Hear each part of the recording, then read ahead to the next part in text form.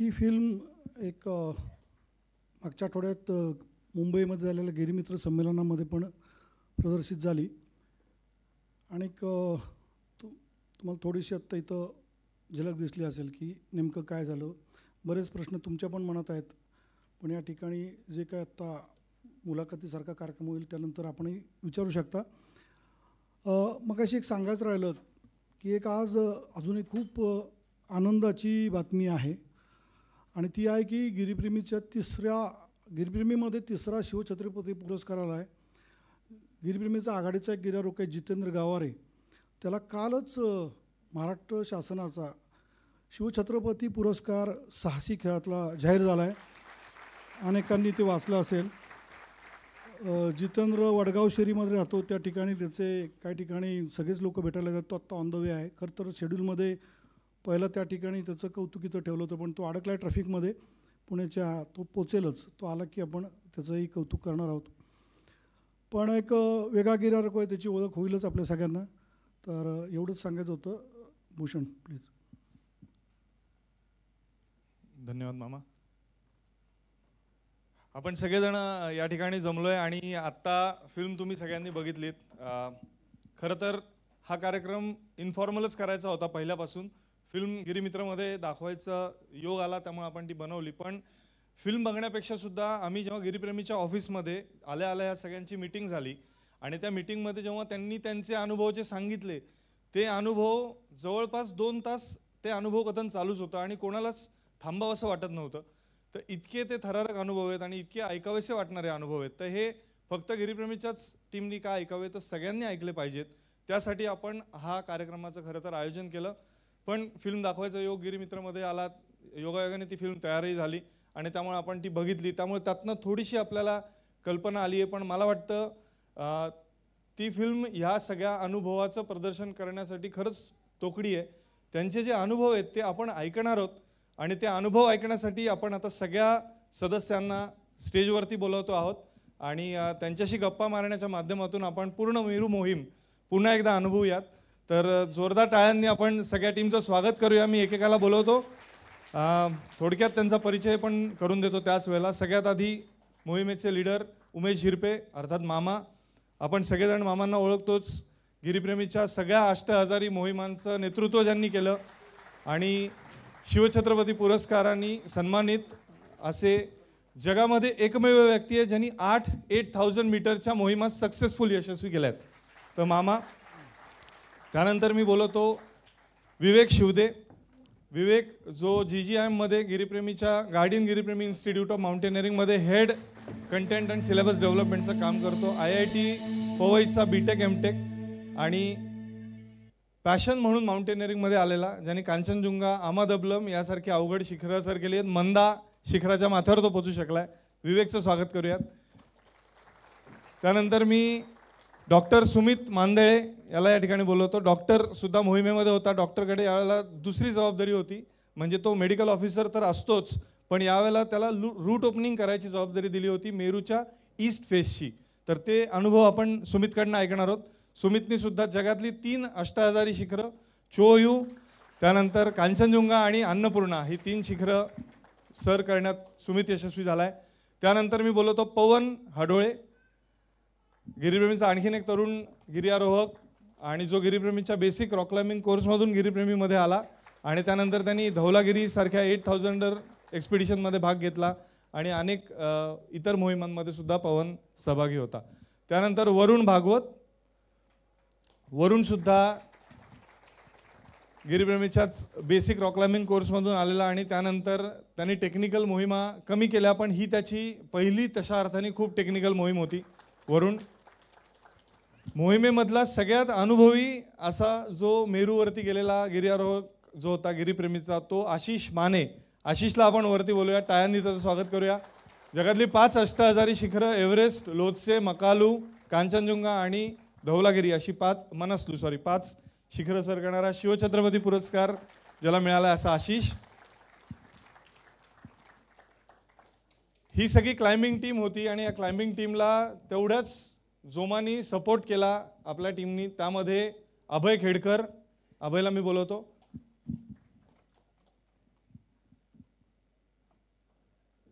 अभय हा माझं एक अजून नाव घ्यायचं राहिले, माफ करा, कृष्णाचं नाव पण कृष्णाला बोलवतो. अभय वरती आहे.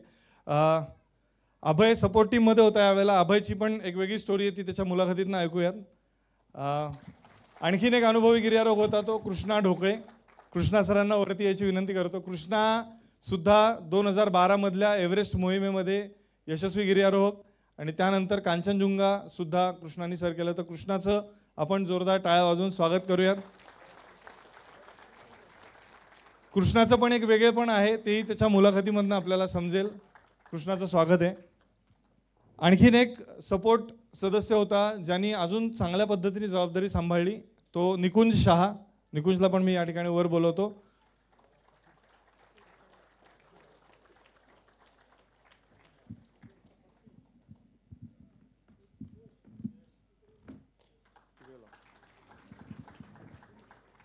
आणि या संपूर्ण मोहिमेचा एवढा मोठा जो पसारा होता, त्या पसाऱ्याचा बेस कॅम्प मॅनेजर म्हणून ज्यांनी म्हणलं तर पूर्ण लॉजिस्टिक ज्यांनी सांभाळलं किंवा त्याच्यावर ज्याचा पूर्ण कंट्रोल होता, असा अखिल काटकर. अखिलला पण मी वर यायची विनंती करतो. अखिल या ठिकाणी, अखिलचं आपण स्वागत करूया टाळ्या वाजून. तर अशा पद्धतीने मेरूचे हे सगळे मेंबर्स आता आपल्या समोर आहेत आणि आपण यांच्याशी गप्पा मारणार आहोत. तर मी काही प्रश्न विचारणार आहे, पण आपल्यालाही प्रश्न विचारायचे असतील तर आपण नक्की विचारू शकता. आपण प्रश्नोत्तरांना सुरुवात करूयात. आणि पहिला प्रश्न अर्थातच मला मामांना विचारायचा आहे की मेरू हे जेव्हा आपण ऐकतो, म्हणजे जे लोकांनी गिर्यारोहण जे थोडंफार फॉलो करतात त्यांना सगळ्यांना माहिती आहे की मेरू हे अतिशय चॅलेंजिंग पीक आहे आणि सहसा मेरूच्या वाटेला कोणी गेलेलं ऐकायला येत नाही किंवा मेरू समिट झालंय अशी बातमी कधी आपण आतापर्यंत बघितलेली नाही, कारण ते झालेलंच नाहीये. फक्त मेरूचा शार्क्स फिन नावाचा एक रूट आहे, जो रूट खूप प्रयत्नांनी समिट झाला आणि त्याची खूप चांगली फिल्म 2015 साली बघितली असेल बऱ्याच जणांनी. तर हे मेरू शिखर का ठरवलं आणि कशी ही मोहीम ठरली या बाबतीत थोडंसं मामांनी आपल्या सगळ्यांना सांगावं. आणि त्यात मेरू वेस्ट आणि मेरू ईस्ट अशा दोन्ही बाजूनी घ्यायचं चॅलेंज का ठरवलं हे सांगण्याच्या आधी मला वाटतं एकदा जोरदार टाळ्या भूषणसाठी झाल्या पाहिजेत. आणि त्या याच्यासाठी आहेत की ही जी फिल्म आहे ही कुठेही बाहेरनं प्रोफेशनली करून घेतलेली नाही. नेहमीप्रमाणे आमचा संघ शूटिंग करतो, आमचा संघ एडिटिंग करतो आणि फिल्म स्क्रिप्ट रायटिंग फक्त व्हॉइस ओव्हर जो आहे तो आमच्या मित्राचा आहे, डॉक्टर अमित त्रिभुवन त्यांचा. पण ही फिल्म बनवली आहे भूषणनीच. मेरू का हा प्रश्न आता आहे आणि खरं आहे की मेरू का, त्याचे कारण असं आहे की मगाशी मी म्हटलं तसं की एव्हरेस्ट झालं, एव्हरेस्टच्या पाठोपाठ 8 अष्टावधारी मोहिमा झाल्या. हे करताना अनेक वेळा असं विचारू लागलेत लोक की अरे तुम्ही फक्त मोठ्या मोहिमा नेपाळमधल्याच करता का, आणि अशा मोहिमा की ज्याच्याबद्दल थोडं आत्ता वेगळी चर्चा होऊ लागली आहे. आणि ती स्वाभाविक आहे, कारण या सगळ्या मोहिमांमध्ये खूप मोठ्या प्रमाणावर शेर्पांची मदत घेतली जाते आणि ती घ्यावीच लागते. नेपाळमध्ये आणि जगातल्या 14 अष्टावधारी शिखरांची परिस्थिती आता अशी आहे की तुम्हाला तिथं जास्त काही करण्यासाठी वावच नसतो. तुम्ही तुमचं जाऊन रूट ओपन कराल असं म्हटलं तर ते शक्यच नाही आहे. त्याचं कारण आहे की त्याच्यामधली आर्थिक गणितं खूप वेगळी झालीत आणि ती खूप प्रचंड वाढलीत. म्हणजे एव्हरेस्ट या एका शिखराचंच जर आपण बघितली उलाढाल आर्थिक, तर ती कित्येक कोटींमध्ये आहे. म्हणजे एक एव्हरेस्टचा सीझन अनेक लोकांना रोजगार पण देतो आणि अनेकांना त्या ठिकाणी भरपूर पैसे कमवून देतो. आणि म्हणून त्या ठिकाणी आपण पाहतोय हल्ली की प्रचंड मोठ्या संख्येने तिथे लोक असतात. आता तो विषय नाही आहे चर्चेचा किंवा बोलण्याचा, पण या सगळ्या पार्श्वभूमीवर असं आहे की मग हो एखाद्या गिर्यारोहकाला एव्हरेस्टवरती चढाई करायची आपल्या स्वतःच्या ताकदीवर, तर ती शक्य आहे का? ते नाही आहे. कारण त्या लिमिटेड वेळामध्ये त्या विंडोच्या आधी रूट ओपन झाला पाहिजे आणि मग ते सगळं काम शेर्पांकडं तिथल्या सरकारने दिलेलं आहे. आणि त्याच्यासाठी म्हणून $11,000 ही फक्त एंट्री फी म्हणजे परमिट फी एव्हरेस्टला जाणाऱ्या क्लाइंबरकडनं घेतली जाते. त्यामुळे ते एव्हरेस्टचं आणि अष्टावधारी शिखरांचं जे काय आहे ते सगळं क्लाइम्बिंग वेगळं आहे. पण आपल्या भारतामध्ये किंवा हिमालयातल्या इतर भागामध्ये दुसऱ्या शिखरांवरती चढाई करताना ती खूप वेगळी आहे. म्हणजे मी आत्ता खात्रीपूर्वक सांगतो की आत्ता जे 100 जणं एव्हरेस्टवरती चढाई केली आहे त्यातले मी अगदी जबाबदारीने बोलतो त्यातली 96 जणं 97 जणं भारतातलं अवघड 6000 मीटर आणि 7000 मीटरच्या श्रेणीतलं शिखर आपल्या ताकदीवर करतील का? डॉक्टर इथं आहेत, इथं डॉक्टर घोडबोले पण आहेत, अनेक जण आहेत गिर्यारोहणातले. अजय माझा मित्र आहे. तर त्याचं उत्तर नाही असं आहे. मी सांगेन की कारण थोडं गिर्यारोहण वेगळ्या वाटेवर गेलं आहे. आमचे सगळ्यांचे मार्गदर्शक आनंद पांदे या ठिकाणी आहेत, जयंतजी आहेत, अनेक जण आहेत, उषाताई आहेत. तरीसुद्धा मी गांभीर्याने बोलतो आहे कारण हे मी जवळून पाहतो आहे ज्या पद्धतीने चाललं आहे. मग या सगळ्या पार्श्वभूमीवर गिरीप्रेमीमध्ये काय चाललं आहे तर मी गिरीप्रेमीचं आहे म्हणून सांगत नाही, पण आज गिरीप्रेमी भारतातला एक लीडिंग क्लब आहे माउंटेनमधला, हे मात्र मी अनुभवतो आणि त्याची जाणीव होती गिर्यारोहण करताना. आणि मग गिरीप्रेमीकडनं अपेक्षा लोक व्यक्त करतात की गिरीप्रेमीनी गिर्यारोहणाला दिशा दिली पाहिजे. अशी चर्चा होत नाही तर असं सांगितलं होतं आमच्या वरिष्ठ मार्गदर्शकांकडनं भारतातल्या. हा प्रयत्न गिरीप्रेमीमध्ये आत्ता नाही 82 सालापासून चालू आहे. पण थोडंसं लोकांना परत म्हटलं ना की नेमकं गिर्यारोहण म्हणजे 2007ची गिरीप्रेमीच्या 25व्या वर्षी झालेली शिवलिंग मोहीम जे या तपोवनला समोर आहे, तपोवन त्याचा बेस कॅम्प आहे, ती मोहीम झाली. जगातला नाही म्हणत मी, पहिली भारतीय नागरी मोहीम शिवलिंगवरती यशस्वी झाली. अत्यंत अवघड ड्रीम माउंटन ज्याचं वर्णन सर क्रिस बॉनिंग्टन यांनी त्यांच्या पुस्तकात केलं आहे. अशा शिखरावर जाऊन आलो इथं असा एक तेव्हा स्लाईड शो चालू होता. स्लाईड शो संपला आणि प्रेक्षकांमधल्या एक काकू होत्या, त्यांच्याबरोबरचा जावई होता, माझ्या टीममधला अविनाश कांदेकर मला वाटतं आला इथं, कुठे अविनाश कांदेकर या ठिकाणी आहे. त्या टीममधला आघाडीचा गिर्यारोहक आज तो खूप मोठा प्राध्यापक आहे पुणे विद्यापीठात, सावित्रीबाई फुले विद्यापीठामध्ये PhD केली त्यांनी. आणि त्याची ओळख मी त्या काकूंना करून दिली आणि त्या काकूचं जे वागणं होतं ते मला इतकं खटकलं आणि त्यातनं एव्हरेस्ट ठरलं की त्या काकूंच्या दृष्टीने त्यांचा जावई जो चारधाम यात्रा नुकतीच करून आला होता आणि अविनाश कांदेकर जो इतकं धाडस करून शिवलिंगच्या माथ्यावर पोचला होता, त्या म्हणल्या हे दोघंही हां छान मामा हे हिमालयात जाऊन आलेली माणसं दोघंही एकाच लेवलला. आता तपोवन म्हणजे तो बेसकॅम्पसुद्धा तिथं तो माणूस पोचला नाही. मी अजिबात म्हणजे हिमालयात कुठल्याही कारणामुळे म्हणजे तुम्ही पर्यटनाला जा, धार्मिक असेल, पर्यटन असेल, ट्रेकिंग असेल, पर्वत चढाई असेल, हे सगळं सुंदर आहे, अवश्य गेलं पाहिजे.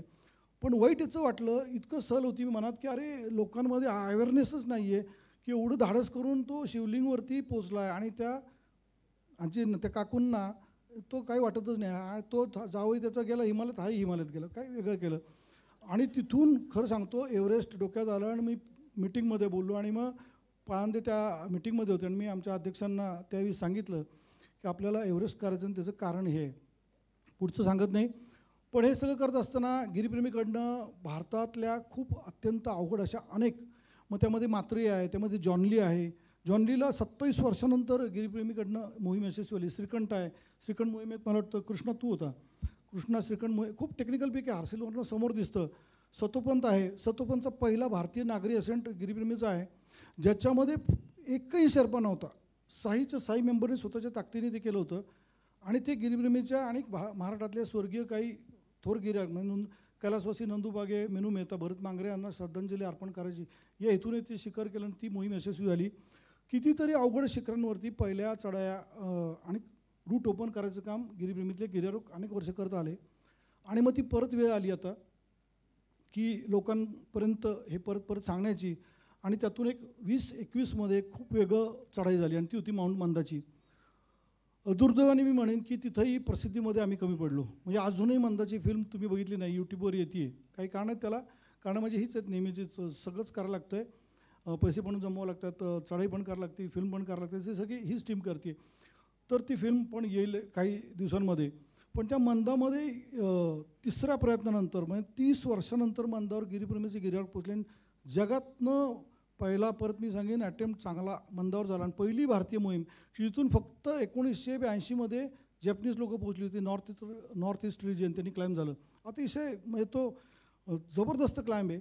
आणि तिथल्या बेस कॅम्पवर जेव्हा परत आलो मोहीम करून आणि माझ्यावर मिंगमा शेर्पा होता की जो भारतातला आज एक आघाडीचा शेर्पा आहे आणि तो आता गिरप्रेमीचा मेंबर पण आहे. तर त्याच्या माझ्या गप्पा आल्या होत्या आणि बोलताना तो म्हणाला की मामा मेरू कसं राहील पुढचं चॅलेंज, कारण प्रत्येक मोहिमेत आपल्या सगळ्यांना माहिती ते संपेपर्यंत दुसरं स्वप्न पाहत असतात गिर्यारोहक. आणि मेरू जेव्हा तो म्हटला त्या मी पण शारलो आणि मी म्हटलं येस मिंगमा दे पक्का करेंगे ये पिक और जल्दी करेंगे क्योंकि अभी हमारे पास टीम आहे. असं नाही की कुठली टीम जाऊन मेरूला असेंड करेल किंवा प्रयत्न करायला. खूप अवघड पीक आहे आणि ती ठरली मोहीम आणि तीच मोहीम आत्ता झाली.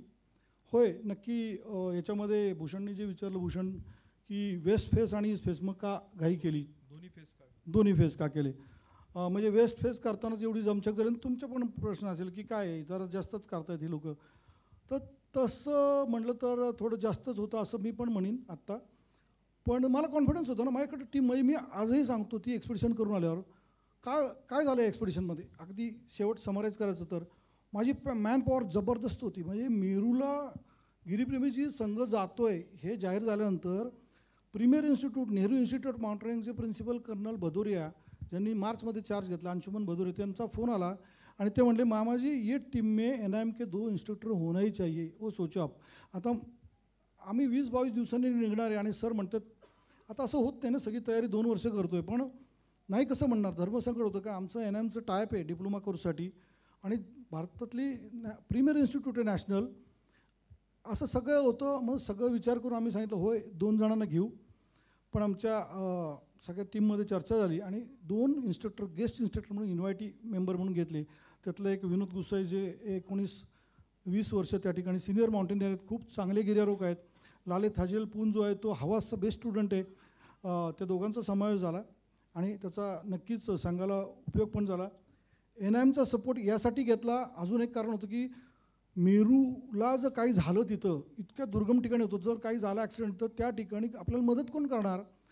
तर NIM ज्यावेळेस आहे आणि NIMमधून रेस्क्यूसाठी हालचाली झाल्या तर ताबडतोब होणार. नाही तर आपल्या सगळ्यांना माहिती आहे नेपाळमध्ये अगदी कुठेही शिट्टी मारली तर टॅक्सीसारखं हेलिकॉप्टर येतं आणि आपल्याकडं तेच रेस्क्यू करायचं असलं तर 8-8, 10-10 दिवस लागतात आणि तोपर्यंत तो कॅज्युअल्टी जर खराब असेल तर तो गेलेला असतो. ठीक आहे पण यासाठी ते झालं.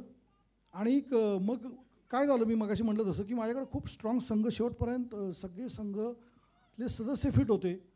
माझ्याकडे चांगली मॅनपॉवर होती. आम्हाला सपोर्ट करणारे सगळे जो काही किचन स्टाफ होता ते उत्साही होते. लॉजिस्टिक्स सगळं होतं. इक्विपमेंट खूप चांगलं होतं. आमचे पोर्टर ज्यांच्या जीवावर आम्ही तिथपर्यंत पोचलो म्हणजे 40 पोर्टर 1700 किलो सामान पोचवत होते. ज्या बेस कॅम्पला जाणं अवघड होतं ते कसे गेले ते सांगतील मेंबर पण तिथपर्यंत पोचले. म्हणजे मी त्यांना एका ठिकाणी ते जेव्हा थांबले त्यावेळेस त्यांना मी सांगितलं की अरे असं नाही आहे की फक्त गोरी लोक किंवा त्यांच्या तिथं असं आहे की अंग्रेजी करते या ऐसे पिक आप लोग क्यों आहे असं ते म्हणतात. क्या मिळतं आहे आप लोग को. अगदी सोपा प्रश्न असतो त्यांचा भावडा की कशाला तुम्ही धडपडता इथं ते पोर्टरही म्हणतात. तर त्यांना मी सांगितलं नाही हमारे लोक भी कर सकते आहे. तर ते कधी करतील तर तुम्ही जर सामान पोचवलं तरच नाही तर आम्ही पुढची मोहीम करू शकणार नाही. आणि त्या पोर्टरनी ते पण केलं. 40 पोर्टरने आमचं सामान पोचवलं बेस कॅम्पपर्यंत. हे सगळं होतं पण काय नव्हतं या संघाकडं तर थोडंसं नशिबाची साथ नव्हती असंच म्हणेन मी. कधी नाही तर यावर्षी पहिल्यांदा या सीझनमध्ये म्हणजे समरमध्ये फक्त या भागात नाही तर संपूर्ण हिमालयात म्हणजे काश्मीरपासून अरुणाचलपर्यंत सगळीकडं खूप खराब हवामान सगळ्यांनी अनुभवलं. अनेक दिवस सगळीकडे स्नोफॉल जो लेट विंटरमध्ये पडलं नाही ते स्नो सगळं आत्ता पडत होतं आणि त्याचे फटके अनेकांना बसले. या ठिकाणी पण NDRFची ITBPची एक टीम होती भागीरथीला त्यांचे 3 लोक ॲव्हलांचमध्ये खाली आले. ती एक्सपिडिशन वाइंडअप झाली. बऱ्याच गोष्टी आला. कालिंदीला एक स्थानिक गाईड त्याचा मृत्यू झाला. त्याचा मृतदेह आणायला 8 दिवस लागले. गंगोत्रीला अनेक गोष्टी घडल्या. मग हे सगळं करताना हे सगळं लॉजिस्टिक्स आहे आपल्याकडे चांगली मॅनपॉवर आहे तर आपण दोन्ही फेस करू शकतो एवढा मला आत्मविश्वास होता. आणि खरंच चांगले अटेम्प्ट झाले. ईस्ट फेस मी केवळ सोडला आम्ही सगळ्यांनी कारण आमचे 10 दिवस आम्ही पुढे गेलो होतो आणि मेल्टिंग सुरू झालं. आणि त्या मेल्टिंगमध्ये काय होतं त्याचा अनुभव 2012मध्ये आम्ही घेतला होता. नाही 15मध्ये इंद्रासनला घेतला होता पण त्याच्या आधी लोत्से फेस क्लाइंब करत असताना या ठिकाणी भूषण आहे. भूषणच्या डोक्यामध्ये मेल्टिंगमुळं वरून एक लिंबावडा दगड पडला रॉकफॉल आणि त्याच्या वेलॉसिटीमुळे त्याच्या डोक्यावर उच्च क्वालिटीचं हेल्मेट होतं ते क्रॅक झालं आणि हेड इंजुरी झाली. त्याला 12चा अटेम्प्ट सोडायला लागला आणि 13ला भूषणने एव्हरेस्ट केलं. असाच अनुभव इंद्रासन नावाचे खूप कठीण शिखर आहे भारतामध्ये हिमाचल प्रदेशमध्ये. त्या ठिकाणी माझ्या टीममधले मेंबर भूषण गणेश मोरे या ठिकाणी आहे. गणेश आला का कुठे गणेश पण आहे आणि आनंदमाई हे तिघं रूट ओपन करत होते. त्यांना साथ देत होता हिमाचलमधला एक नरेश म्हणून गाईड. आणि आमच्या डोळ्यासमोर थोडी आमची घाई झाली. फ्रेश स्नोफॉल झाल्यानंतर आम्ही जास्त थांबलो नव्हतो आणि लगेच आमचा अटेम्प्ट सुरू झाला. आमच्या डोळ्यासमोर अख्खीच्या अख्खी टीम ॲव्हलांचमध्ये, त्यात अक्षय पत्की आणि भूषण शेठ आणि आनंद माळी, हा भूषण शेठवरच राहिला, आनंद माळी आणि अक्षय पत्के 22 सेकंदात जवळजवळ 1000 मीटर खाली पडले. आमच्या डोळ्यासमोर पडले, हे मी खोटं सांगत नाही.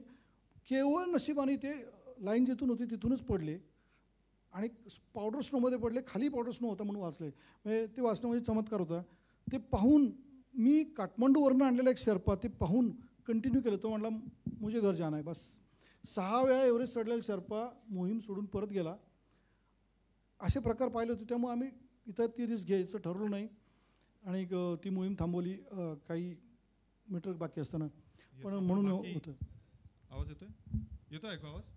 हां, बाकी आपण अजून अनुभव ऐकूच यात. पण असं हे मेरू वेस्ट आणि मेरू ईस्ट या दोन्ही बाजूंनी करायचा प्रयत्न संघाचा होता म्हटल्यानंतर हे नक्कीच खूप अवघड कोटीतलं शिखर होतं. खूप अवघड याची तयारी होती आणि मग ही तयारी मेंबर्सनी नक्कीच 1-2 महिन्यात केली नसणार.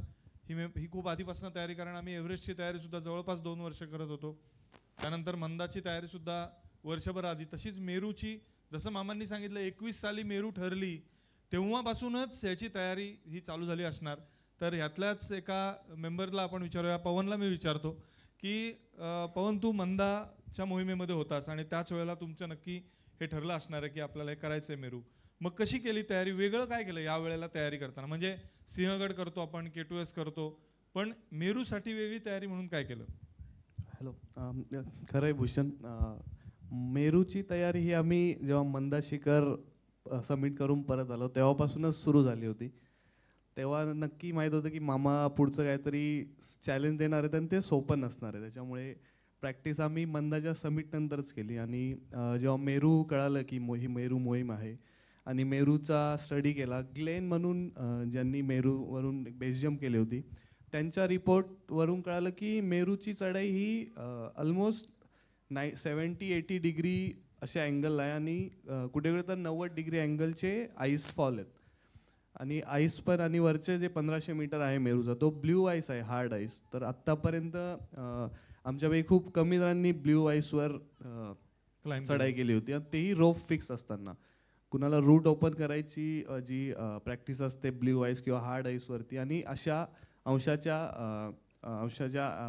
फेसवरती, तर ती सवय नव्हती. त्याच्यामुळे आणि जर आपण वेस्टर्न कंट्रीजमध्ये असलो असो तर इझिली आपल्याला अवेलेबल असतात आईस क्लाइम्बिंगचे, कारण तिथे जे वॉटरफॉल, जसं आपल्याकडे सह्याद्रीमध्ये इतके वॉटरफॉल आहेत, तसे तिथे फ्रोझन वॉटरफॉल आहेत. सो तिथले लोक हार्डली 1-2 तासामध्ये तिथे जाऊन आईस क्लाइम्बिंगची प्रॅक्टिस करतात. पण आपल्याकडं ते इतक्या इझिली शक्य नाही. आपल्याकडं जे पण आईस क्लाइम्बिंगचं ट्रेनिंग होतं ते सगळं नॉर्थ साईडला, जे काश्मीरमध्ये किंवा मनाली साईडला होतं. आणि आम्ही ठरवलं होतं की ॲटलीस्ट 2-3 मेंबरनी तरी आईस क्लाइम्बिंगचं प्रशिक्षण घ्यावं. विवेकने प्रशिक्षण घेतलं होतं, ते फ्रान्समध्ये तो आईस क्लाइम्बिंग करून आला होता. तर आम्ही थोडी स्टडी करत होतो की कोण आईस क्लाइम्बिंगचे ट्रेनिंग घेतो. तर एक पितीदार म्हणून संस्था आहे, ती मनालीमध्ये आणि स्पिती व्हॅलीमध्ये आईस क्लाइम्बिंग कोर्स करवतात. तर त्या आईस क्लाइम्बिंग कोर्ससाठी माझं आणि वरुणचं सिलेक्शन झालं आणि आम्ही केलाँगला 10 दिवसाचं आईस क्लाइम्बिंगचं प्रशिक्षण घेतलं. तिथे जे फ्रोझन आईसफॉल असतात तिथे आम्ही क्लाइम्बिंग केलं, आणि तो हार्ड आईस असतो, वॉटरफॉल आईस. तो ब्रिटल आणि हार्ड असतो. हिमालयामध्ये जो फेसवर असतो तो एकदम ब्ल्यू आईस असतो, हार्ड. सो ती पण टेक्निक वेगळी होती, म्हणजे किती सॉफ्ट आईस आहे किंवा हार्ड आईस आहे त्याच्यावरती पण आपल्या जे मुवमेंट असतात क्रॅम्पॉनचे, ते क्रॅम्पॉनचे मुवमेंट पण त्याच्यावर डिपेंड असतात. जर चुकून मी जोरात कोणी क्रॅम्पॉन मारला आणि तो अख्खी आईसची स्लेट पण खालच्या जो क्लाइंबर आहे त्याला इंज्युअर करू शकते. सर तो टेक्निक होतं. बेसिकली आईस क्लाइम्बिंगची टेक्निक असते की तुम्हाला सगळं बॅलन्स तुमच्या क्रॅम्पॉनच्या जे समोरचे 2 पॉईंट असतात आणि तुमचे 2 आईसॅक्सचे टिप, त्याच्यावरती तुम्हाला बॅलन्स करावं लागतं. त्यासाठी पायातली आणि हात अप्पर बॉडी पण स्ट्रेंथ भरपूर लागते. तर ते आम्हाला जाणवलं, जे आम्ही आधी माहीत नव्हतं की आईस क्लाइम्बिंग करताना कोणते मसल्सचे वर्कआउट केल्यानंतर जास्त फायदा होईल. सो त्याचा एक फायदा झाला कोर्सचा. तो कोर्स आम्ही 10 दिवसाचा कोर्स होता, डिसेंबरच्या शेवटच्या महिन्यात. त्या कोर्सचा नक्की फायदा झाला जेव्हा मेरूचे जे वरती त्या अंशात चढाई करत होतो आणि हार्ड आईसमध्ये खूप फायदा झाला या चढाईचा. आणि बाकी ओव्हरऑल प्रॅक्टिस जसं तुम्हाला सिंहगड, कात्रज सिंहगड हे तर रेग्युलरपणे आमचं सुरूच होतं. पण हो, कारण या मोहिमेतलं वेगळेपण म्हणजे आपले सगळे मेंबर्स हे रूट ओपन करणार होते. मिंगमा शेर्पा फक्त रूट ओपनिंगला गाईड करायला त्यांच्याबरोबर होता. पण रूट ओपनिंग करायचं म्हणजे बरोबर बराच रोप घेऊन जायला लागतो. हजार मीटर रोप एका वेळेला न्यायला लागतो पाठीवरनं. मग ती बंडल्स असतात, त्याची सगळ्याची लोड फेरी. मग तुम्ही त्याचीही प्रॅक्टिस केली असणार, तर ती कशी केली होती? लोड फेरीची प्रॅक्टिस आम्ही एक तर सिंहगड करायचो. सगळ्यांचं टायमिंग मॅच होत नव्हतं, त्याच्यामुळे काही जण सकाळी जायचे. माझं आणि वरुणचं ऑफिस असल्यामुळे आम्ही ऑफिस सुटल्यानंतर रात्री 9 वाजता वगैरे सिंहगड सुरू करायचो. 10, 10:30, 11पर्यंत 1-2 लोड फेरी सिंहगडवर करायचो. आणि शनिवार रविवार कात्रज सिंहगड किंवा असे लॉंग रूटचे वेट घेऊन 20 किलो 30 किलो असं वेट इन्क्रीज करत गेलो. आणि बाकी जिमचे ट्रेनिंग सुरू होती त्याच्या पॅरलली. छान. तू ही सगळी आता फक्त क्लाइम्बिंग वॉलबद्दल किंवा आईसबद्दल सांगितलंस, पण मेरूमध्ये इतर पण बरीच आव्हानं आहेत. तर मला विवेकला विचारायचं आहे की क्लाइम्बिंग जे ब्लू आईस क्लाइम्बिंग सोडून अजून मेरू वेस्टला, आता तू वेस्टला होतास, पण तुम्ही दोन्ही वेस्ट आणि ईस्टचा अभ्यास तू केला असणार, तर थोडी वेस्टची आणखीन इतर आव्हानं काय होती हे तू सांगू शकशील का? नक्कीच भूषण. वेस्ट फेस, मेरूचा जो वेस्ट फेस आहे तिथे सगळ्यात मोठं दिव्य होतं तर त्या मेरूच्या बेस कॅम्पला पोहोचणंच. म्हणजे मेरूचा तपोवनपासून इंटरमिजिएट कॅम्पपासून पुढे अजून एक कॅम्प असं लावत तिथे बेस कॅम्पला 4800 मीटरवर बेस कॅम्प लावायला लागत होता कीर्ती ग्लेशियरच्या एरियामध्ये. तर हा बेस कॅम्प इतका दूर होता, तर त्यामध्ये लॉजिस्टिकल चॅलेंजेस होते, त्याबद्दल अखिल बोलेलच. पण त्यापुढे एकदा बेस कॅम्प लावल्यानंतरही पुढे कॅम्प 1 आणि मग समिट हा जो टप्पा होता तोही तेवढाच चॅलेंजिंग होता. पवननं सांगितल्याप्रमाणे आईसफॉल्स होते, क्रेवासेस होते, ॲव्हलांचेस होते, या गोष्टी होत्याच. पण त्या व्यतिरिक्त या सगळ्या चॅलेंजेस बरोबर एक असं मोठं चॅलेंज होतं ते म्हणजे अनप्रेडिक्टेबल वेदर. आपण सगळ्यांनी फिल्ममध्ये बघितलं त्याप्रमाणे 2-3 दिवस एवढे वादळ, एवढा ॲव्हलांचेस झाले की ज्यामुळे खूप हेवी स्नोफॉल झाला होता. तर अशा टेरेनमध्ये पहिल्या रोटेशनमध्ये आम्ही जो रूट ओपन केला, कॅम्प 1पर्यंत पोहोचलो, तिथे जे काही अँकर्स लावले होते ते अँकर्सही त्या सगळ्या ॲव्हलांचमुळे किंवा रॉकफॉलमुळे तुटून काही वाहून आणि काही ठिकाणी तर रोप अक्षरशः गाडून गेले होते. त्यामुळं एक मोठं चॅलेंज असं होतं आमच्या पुढे की हा पहिल्या रोटेशनमध्ये लावलेला फिक्स केलेला रोप आहे, जे भूषण म्हणला रूट ओपनिंग करतो. म्हणजे एक मेंबर जो लीड क्लाइंबर असतो तो रोप फिक्स करत जातो, सो दॅट बाकीची सगळी टीम त्या फिक्स केलेल्या रोपवर वरती पोहोचू शकते. तर हा सगळा रोपच वाहून गेला होता काही ठिकाणी. तर हा रोप पुन्हा फिक्स करणे, पुन्हा कॅम्प 1 एस्टॅब्लिश करणे आणि कॅम्प 1च्या पुढे कॅम्प 1ची जागा रिलेटिव्हली कम्फर्टेबल होती as compare to base camp to camp 1चा जो रूट होता त्यापेक्षा. पण कॅम्प 1च्या पुढे मात्र अजून वेगळे चॅलेंजेस होते.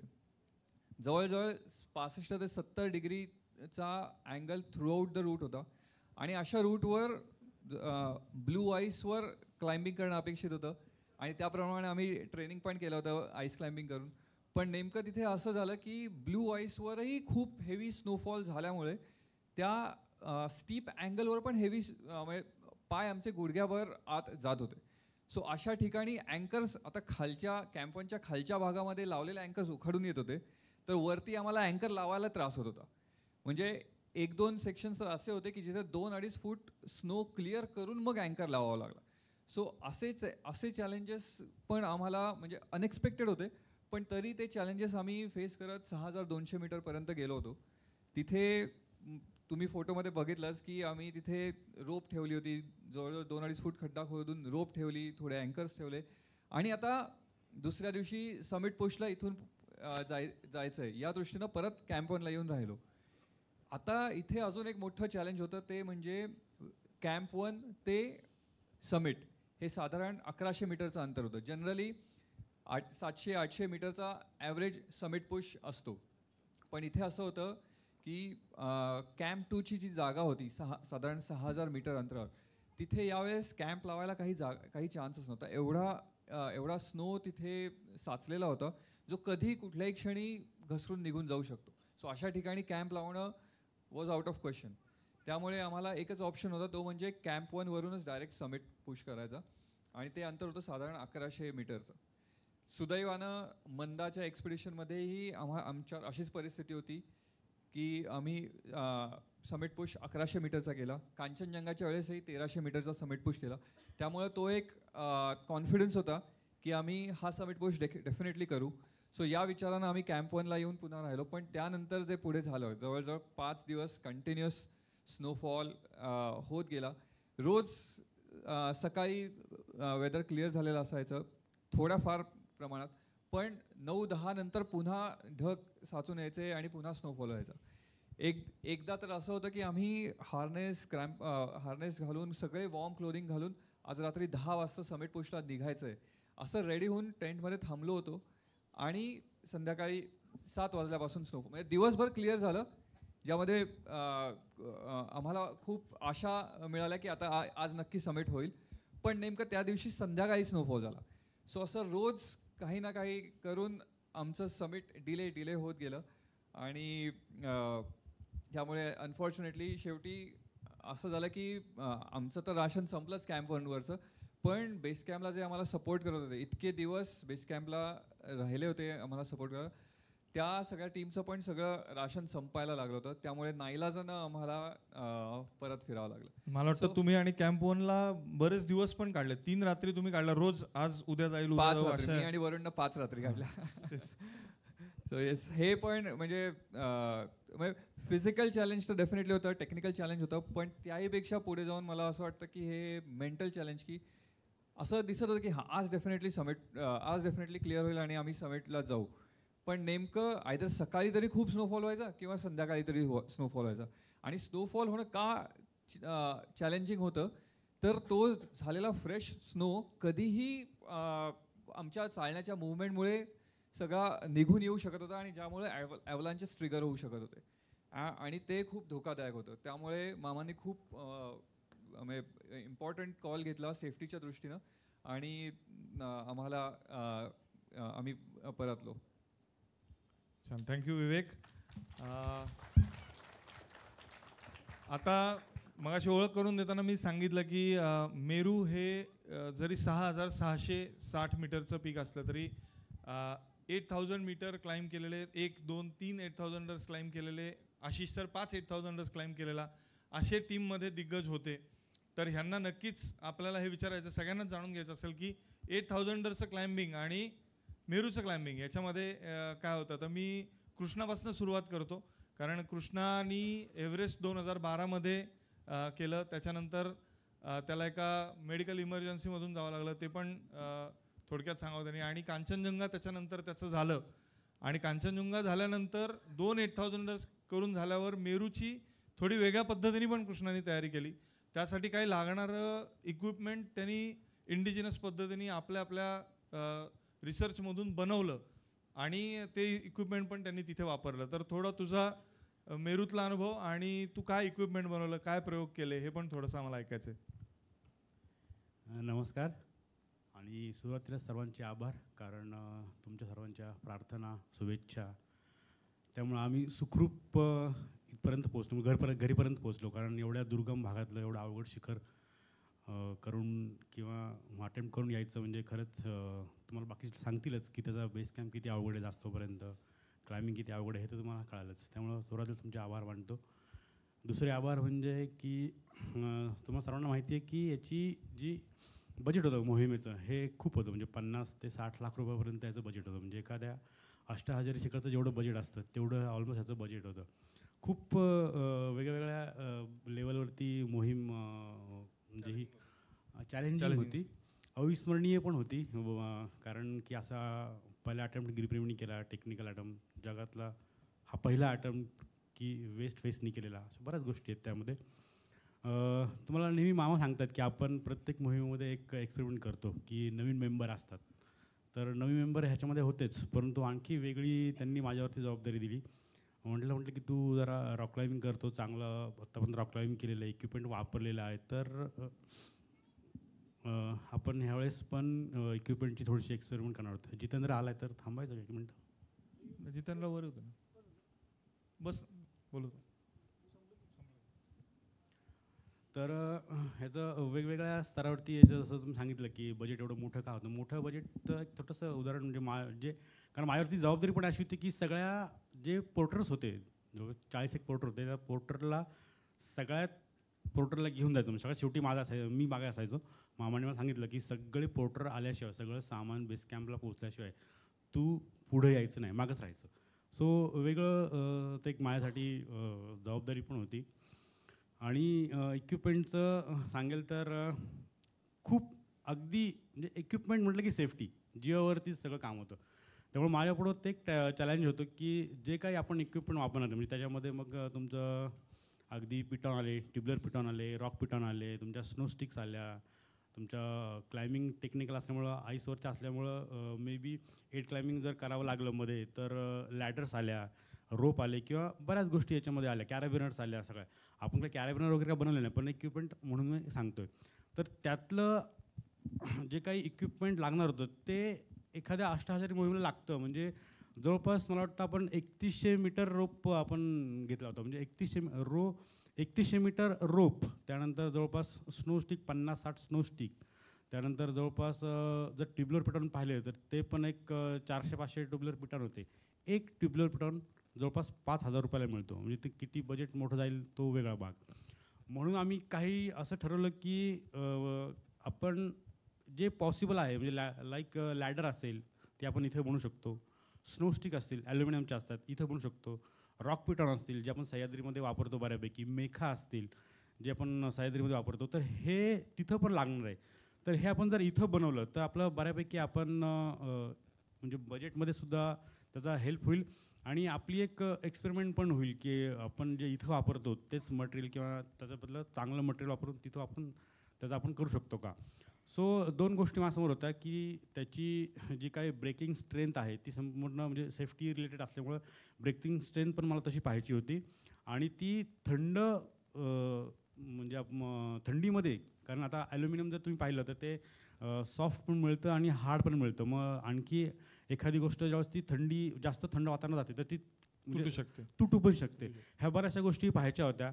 त्यानंतर लॅडरमध्ये पण पाहायचं होतं. लॅडरची जी साईज असते जनरली आपल्याकडची लॅडर जर तुम्ही पाहिली आणि तिकडं वापरणारी लॅडर होती, इथे आपण रॉक क्लाइम्बिंग करताना PA शूज वापरतो, रॉक क्लाइम्बिंग शूज वापरतो, पण तिथे आमच्याकडे स्नो बूट असणार आहेत आणि त्याला क्रॅम्पॉन पण असणार आहेत, त्याला स्पाईक वगैरे असतात. मग त्याची जी लेंथ आहे किंवा त्याचा जो वाईड आहे ते पण पाहायचं होतं, डिस्टन्स पाहायचा होता, कारण ते शूज मोठे असतात, जाड असतात, 2 स्टेपमधलं अंतर, ह्या सगळ्या गोष्टी पाहायच्या असतात. त्याप्रमाणे मला मामाने सांगितलं होतं की साधारण आपल्याला एक 6 पायऱ्यांची किंवा 7 पायऱ्यांची म्हणजे स्टेप्सची आपल्याला लॅडर बनवायची, त्याप्रमाणे तू बनव.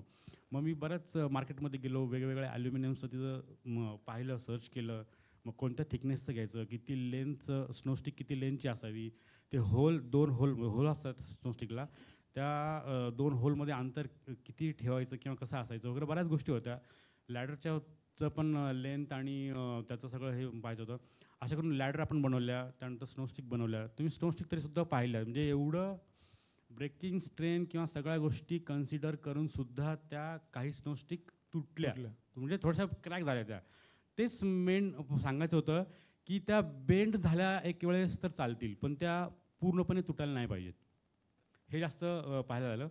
त्यानंतर काही अगदी आता म्हणजे एवढं आपण खूप स्टडी किंवा आपण केअर घेतली की ब्लॅक डायमंड जी जगातली सर्वात आपण म्हणतो ना की नावाजलेली कंपनी, त्याचे पिटॉन आपण काही मार्केटमधून अखिल गेला होता, आधीच त्यांनी खरेदी केले होते.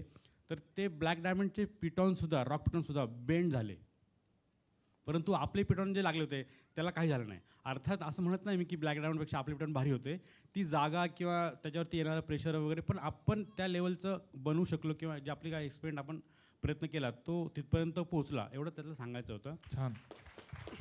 ह्यालाच थोडंसं झालं असेल सांगून, तर ह्याच्यातच मला फक्त वाढवायचं की हे नक्की हा एक खूप वेगळा प्रयोग आहे. आणि आम्ही जे काय आत्तापर्यंत माउंटेनिअरिंगमधलं वाचतोय, आपणही सगळेजण वाचत असाल तर परदेशातनं किंवा युरोपियन अमेरिकन लोकांनी माउंटेनिअरिंग करता करता रिसर्च पण केला, रिसर्च करता करता इक्विपमेंट पण डेव्हलप केले. म्हणजे आम्ही एव्हरेस्टला जेव्हा होतो तेव्हा ऑक्सिजन मास्क आणि ऑक्सिजन सिलेंडरचा रिसर्च करणारा सायंटिस्ट स्वतः एव्हरेस्ट त्यानं क्लाइंब केलं 2दा, आणि तो स्वतः बेस कॅम्पला येऊन बसायचा आणि ते ऑक्सिजन मास्क आणि सिलेंडर्स कसे चालत आहेत ह्याचा रिसर्च करायचा. तर मला वाटतं हा प्रयोग जो कृष्णानी ह्या मोहिमेमध्ये केला तो नक्कीच वाखाणण्यासारखा होता आणि ह्याला नक्कीच अजून पुढे पुढच्या मोहिमांमध्ये अजून तांत्रिक इक्विपमेंट आपल्या इथं बनेल. ह्यात अजून एक चांगलं होतं की ह्या वर्षीच्या मोहिमेमध्ये दिल्लीमधली कंपनी आहे नमहा रोप्स, त्यांनी भारतीय बनावटीचे रोप्स दिले होते आपल्याला आणि ते सगळे भारतीय बनावटीचे रोप्स ज्याला UIA सर्टिफिकेशन पण त्यांना मिळालं, ते रोप्स आपण या मोहिमेमध्ये वापरले होते. त्यामुळे भारतातली मोहीम भारतीय इक्विपमेंटवरती करायचा प्रयत्न हा आपण या मोहिमेमध्ये भरपूर केला. हे जरी मी केलं असलं तरी हे सगळं मामांनी सांगितलं की एवढं ठेव तेवढं ठेव, 10 वेळा मला फोन असायचे असं केलंय का, तर नक्की तू चेक कर. बरंच म्हणजे ते म्हणजे आणि ते मला कधी जाणवलं की हे मामांच्या डोक्यात सारखं त्यांनी 10 वेळा मला का सांगितलं फोन करून, किंवा त्यांनी एवढी काळजी घ्यायला मला का सांगितली. तर तुम्ही आत्ता पाहिलं की ते जे इक्विपमेंट जे काही बेंड झालं होतं की म्हणजे आता आम्ही क्लाइंब करतोय बरोबर आहे, एक क्लाइंबर म्हणजे फर्स्ट क्लाइंबर ज्यावेळेस जातो रोप फिक्स करतो सगळं होतं सेटअप होतो, दुसऱ्या वेळेस नंतर खाली आल्यानंतर ॲव्हलांचमध्ये ते सगळं डॅमेज होतं. नंतर सेकंड अटेम्प्टला ज्यावेळेस पहिला क्लाइंबर ज्यावेळेस त्याच्यावरती वजन देतो झुमारवरती जाणार असतो तो, त्यावेळेस त्याला माहीत नसतं की वरती काय झालं आहे अँकरचं, बरोबर की नाही. तो वरती गेल्याशिवाय त्याला हे दिसणारच नाही आहे. म्हणजे विचार करा की म्हणजे एखाद्या इक्विपमेंटवरती विश्वास ठेवायला किती विश्वास ठेवायला, तर त्यासाठी हे सगळं त्याचं गणित होतं. अशा बरेचसे गोष्टी आहेत. अजून 1-2 मला सांगायच्या वाटतात. नाही आपण विचारू नक्कीच, सगळ्यांची गप्पा मारायच्या आहेत. हां, त्याच्यात एकच फक्त की तू सारखं म्हणतो जबाबदारी नक्कीच दिली होती, मागं राहायला ठेवलं होतं त्याला, त्याचं थोडं म्हणायचं होतं मी मागं आहे, पण त्याची कारणं होती. सगळ्यात अनुभवी असा ज्येष्ठ सभासद होता आणि तुम्ही पाहिलं की टीम किती मोठी. आत्ता इथं अजून 3 मेंबर नाही आहेत टीममधले. तर एवढी मोठी टीम खरंच तर भारतीय गिर्यारोहण जे करतात पर्वतारोहण त्याच्यामध्ये तुम्ही बघा आयडियल टीम 5-6 जणांची असते. चांगली मुवमेंट होती, 2-2चे बडी असतात. पण यासाठी यावेळेस मोठी टीम होती, खूप रिमोट एरियात आम्ही जाणार होतो. जर काही तिथं झालं, रेस्क्यू करायची वेळ आली, कॅज्युलिटी झाली, तर मॅनपॉवर पाहिजे होती आणि या टीममध्ये अजून वेगळे शेर्पा नव्हते मदतीला. तर आमचीच मॅनपॉवर चांगली पाहिजे सक्षम म्हणून एवढी मोठी टीम त्या ठिकाणी होती. आणि मग एवढी मोठी टीम एवढी मोठी मॅनेजमेंट, या एक्सपिडिशनची मॅनेजमेंट हा खूप मोठा विषय होता. मग इथं कुठं चूक पडायला नको. 7,000 मीटर दोन्हीकडचं मिळून रोप, मग अशी थोडीशी चूक झाली, 400-500 पिटॉन आईस पिटॉन नव्हते, सगळे मिळून आम्ही 120 पिटॉन घेतले होते. 150 कॅरेबिनर होत्या, स्नोस्टिक 80 होत्या, कमी पडल्या थोडे, सुमितनी 10 मागवल्या परत, आणि रॉक पिटॉन 40 होते, बाकी कॅम्पिंग इक्विपमेंट. मग हे जे मेजर इक्विपमेंट एवढं होतं, मग हे इक्विपमेंट दोन्हीकडचं वेगवेगळ्या ठिकाणी नीट पोचतं का नाही याची जबाबदारी मुख्य कृष्णाला दिली होती. कारण त्यात जर काही चूक झाली असती तर ते नुकसानकारक होतं. त्यामुळं त्याला तीही जबाबदारी दिली आणि इक्विपमेंट पोचलं पाहिजे, पोर्टर पोचले पाहिजेत म्हणून त्याला म्हटलं तू मागं राहा, तू यायचं नाही पुढं. त्याच्यावरनं थोडं व्हायचं आमचं कधी कधी, मीच मागं का, पण तू म्हणलं अरे सगळ्यात हुशार तूच आहे टीममध्ये आमच्या, म्हणजे असं नाही, ज्येष्ठ आहे आणि तो आणि अखिल ते मागं होते. तर असं होतं. भूषण कंटिन्यू. येस, जसं कृष्णा होता तसाच मी मगाशी म्हटलं तसं आशिष आणि सुमितसुद्धा होते. तर सुमितचा तर आपण जेव्हा ईस्ट फेस्टबद्दल आपण बोलू त्यावेळेला सुमित सांगेल, पण आशिषला विचारायचं की 5 अष्टहजारी शिखरं आशिष यापूर्वी चढलाय आणि ती अष्टहजारी शिखरं आणि मेरू ह्याच्यामध्ये तू काय तुला वेगळं पण जाणवलं? बरोबर आहे हा प्रश्न. खरं सांगायला गेलं तर मेरूवरती अटेम्प्ट करायचा आहे आपल्याला स्वतःहून जाऊन, त्यामुळे हा सगळा अष्टहजारी शिखरांचा एक्सपिरियन्स होता म्हणून ते मनात तरी पॉसिबल झालं की अरे आपण जाऊन तिथे क्लाइम्बिंग करू शकतो. कारण की जे ॲक्च्युअल माउंटेनिअरिंग करतात त्यांना शिखराचे चॅलेंजेस माहिती असतात. 8,000 मीटरपेक्षा उंच जी शिखरं आहेत ना त्यांचे चॅलेंजेस थोडे वेगळे आहेत. म्हणजे तिकडे सगळी चढाई, जी शेवटची चढाई होते ती 7,500-8,000 मीटरच्या वरती होते, जिथे डेथ झोन असतो. ऑक्सिजनचं खूप प्रमाण 7,000-7,500 मीटरपासून कमी होत जातं. मग आपल्याला ऑक्सिजन सिलेंडर्स वापरावे लागतात. आणि मगाशी मामांनी सांगितलं तसं की जे फेमस पीक आहेत, म्हणजे आम्ही 2012ला एव्हरेस्टला गेलो होतो त्यावेळेस ते तिथे पण बरेच क्लाइंबर्स त्यावेळेस आले होते. त्यामुळे तिथे आम्हाला मेन चॅलेंजेस हेच होते की क्लाइम्बिंग कसं करायचं, स्वतःचं सामान, फक्त पर्सनल इक्विपमेंट, कारण की रोप फिक्स शेर्पाच करायचे आणि स्वतःचंच फक्त जेवढं काही इक्विपमेंट आहे, ऑक्सिजन मास्क लावून आपल्याला क्लाइम्बिंग करायचं, हे मुख्य चॅलेंज होतं. नंतर काही मोहिमांमध्ये तिथल्या परिस्थितीनुसार कधी थोड्या एक्स्ट्रा गोष्टी पण करायला लागल्या होत्या. लोत्सेला थोडा रूट मध्ये सहभागी व्हावं लागलं होतं, मकालूला पण ते बऱ्याच गोष्टी आहेत. आता तो खूप मोठा टॉपिक आहे. बट तिथले चॅलेंजेस खूप वेगळे होते. मेरूची हाईटच 6,600 मीटर आहे. ती खरं सांगायला गेलं तर कुठलाही 8,000 कॅम्प 2 किंवा 3. हां, कुठल्याही 8,000 मीटरच्या पीकला 4 कॅम्प लागतात, त्यातला दुसरा कॅम्प 2 किंवा 3 पर्यंतच ह्याचं समिट आहे. त्यामुळे हाईटच्या दृष्टीत सगळ्यांना एक्सपिरियन्स असल्यामुळे असं वाटत होतं की ठीक आहे, हाईट एवढी नाही आहे, आपल्याला माहिती आहे आपण त्या हाईटला किती परफॉर्म करू शकतो, तिथेपर्यंत चढायला किती आपल्याला ताकद लागेल, किती सराव करावा लागेल, हे सगळ्या गोष्टी माहिती होत्या. पण मेन चॅलेंज होतं रूटचंच, आणि ते खरंच तिथे गेल्यावरती आम्हाला कळालं की रूट खरंच चॅलेंजिंग आहे. आणि त्यात सगळ्यात मोठं अजून एक चॅलेंज होतं म्हणजे आम्ही एकच शेर्पा घेतला होता, आणि हॅप पण खूपच 1-2 होते आमच्याकडे. त्यामुळे रूट ओपनिंग करायला आम्ही स्वतः खूप पार्टिसिपेट करायचो, आणि दरवेळेस 200 मीटर रोप तरी एकाच्या खांद्यावर असायचा, प्लस थोडं टेक्निकल इक्विपमेंट. पहिल्यांदा पण मी गेलेलो. 200 मीटर रोपचं वजन किती होतं? हो, पहिल्यांदा मी आणि मिंगमा शेर्पा आम्ही पुढे गेलो होतो, आणि आम्ही ठरवलं की आज एक साधारण 500-600 मीटर रोप लावायचं आणि खाली यायचं, पण तरी थोडा एक्स्ट्रा रोप जो वरती डंप करता येईल असा घेतला. तर त्या दिवशी मी 300 मीटर रोप टाकून बॅग घेतली. त्यावेळेस मला कळालं, अरे बापरे, हे म्हणजे खूपच जास्त आहे. 22-25 किलोच्या वरती ती बॅग झाली होती. नेक्स्ट टाइम पण 200 मीटर घेतली, त्यावेळेस पण ती 20 किलो, कारण की टेक्निकल इक्विपमेंट पण असायचं, 20-22 किलोच्या वरती बॅग त्याच्यात व्हायची. एक सांगतो की 10 किलोचं एक बंडल 100 मीटरचं ते पॅकिंग करता नव्हतं, पण तिथं ते स्नोफॉल झाला, ते ओलं झालं की तोच रोप 20 किलोचा व्हायचा, आणि तो घेऊन क्लाइम्बिंग करायला लागायचं 5,000 मीटरच्या वरती. सो फर्स्ट टाइम आम्ही ज्यावेळेस रूट ओपनिंग करत गेलो, वरती रोप्स ठेवले होते, आणि नंतर स्नोफॉल झाला बराच. आणि मग नेक्स्ट टाइम आम्ही ज्यावेळेस कॅम्प 1ला शिफ्ट होताना तिथे गेलो, तर बर्फात गाडला गेला होता रोप. तो काढतानाच बाहेर कळालं की अरे खूप वजन आहे. त्यामुळे आम्ही ठरवलं की ह्याला आज नको न्यायला, शक्यच नाही आहे, ऑलरेडी बॅग्स फुल आहेत. सो आम्ही कॅम्प 1ला गेलो, आणि नेक्स्ट डे परत आम्ही अर्ध्या रस्त्यात खाली येऊन ते फक्त 2-2 रोप्स उचलायला पण आम्हाला एवढा ताकद लागली की म्हणजे एक रिदम हिमालयात डेव्हलप होतो. आपण चालताना आम्ही मोस्टली जर स्टीप स्लोप असेल तर आम्ही 20 पावलं चालतो, आणि मग श्वास घ्यायला थांबतो, तेवढा दम लागतो तिथे. थोडासा स्लोप कमी असेल तर 40 पावलं चालतो. हा एक कालांतराने डेव्हलप झालेला रिदम आहे. प्रत्येकाचा थोडा वेगवेगळा असतो, पण साधारण असं आहे. पण ह्या एवढ्या वजनामुळे तो रिदमच नव्हता. म्हणजे जेवढे पावलं पडतील तेवढे पडायचे, मग थांबायचं, आणि मग परत पुढे जायचं. सो हा एक खूप मोठा चॅलेंज ह्या मोहिमेमध्ये आला. आणि सगळ्यात अजून एक म्हणजे खूप दुर्गम आम्ही आत गेलो, म्हणजे क्षेत्रात गेलो होतो. एव्हरेस्ट किंवा कुठल्याही 8,000 मीटरच्या पीकला कसं बरीच लोकं आल्यामुळे तो रूट बऱ्यापैकी इस्टॅब्लिश झाला आहे बेस कॅम्पचा. मेरूला आम्ही त्या ग्लेशियरच्या एंडला गेलो होतो की जिथून ते चालू होतं, अख्खं कीर्ती ग्लेशियर, आणि नंतर ते येऊन गंगोत्री ग्लेशियरला मिळतं भागीरथीला, आणि ते पुढे जाते. सो तिथे पोचणं पण खूप अवघड झालं होतं, कारण की मामांनी सांगितलं खूप स्नोफॉल होता. पोर्टर्स तेवढ्या स्नोमध्ये नाही चालत जनरली. ते बेस कॅम्प अशा ठिकाणी असतो की जिथेपर्यंत बऱ्यापैकी पाऊलवाट आहे, तुम्ही पोचू शकता. काही काही शिखरांमध्ये थोडंफार पुढे जावं लागतं. बट ह्या मेरूला आम्हाला पहिल्या 2 दिवसानंतरच खूप बर्फ आणि सगळ्या गोष्टी लागल्या. त्यामुळे पोर्टर्सला पण धीर देणं हे सगळ्यात मोठं काम होतं, की तुम्ही चला, आमचे शूज घालून जावा तुम्ही एक दिवस पुढे, थोडं सामान टाकून या, कारण की ते बिचारे साध्या बुटावरती येतात आणि गुडघ्याभर बर्फ असल्यामुळे त्यांना पण त्रास होतात. सो असे बरेच चॅलेंजेस, आणि तो डिफरन्स मेन होता. एक रूट ओपनिंग मधलंच विचारतो, म्हणजे 8,000ला आपण बघतो की 8,000ला वर्षानुवर्ष तिथंच लोक जात आहेत. त्यामुळे पुढच्या वर्षी गेलं की मागच्या वर्षीचा जुना रोप कुठेतरी दिसतोच, किंवा मागच्या वर्षीचा नसला तर त्याच्या मागच्या वर्षीचा, त्याच्या मागच्या वर्षीचा कधीचा तरी रोप दिसतो आणि डायरेक्शन मिळते. पण ह्या मेरूमध्ये इतक्या वर्षात कोणी गेलेलं नाही.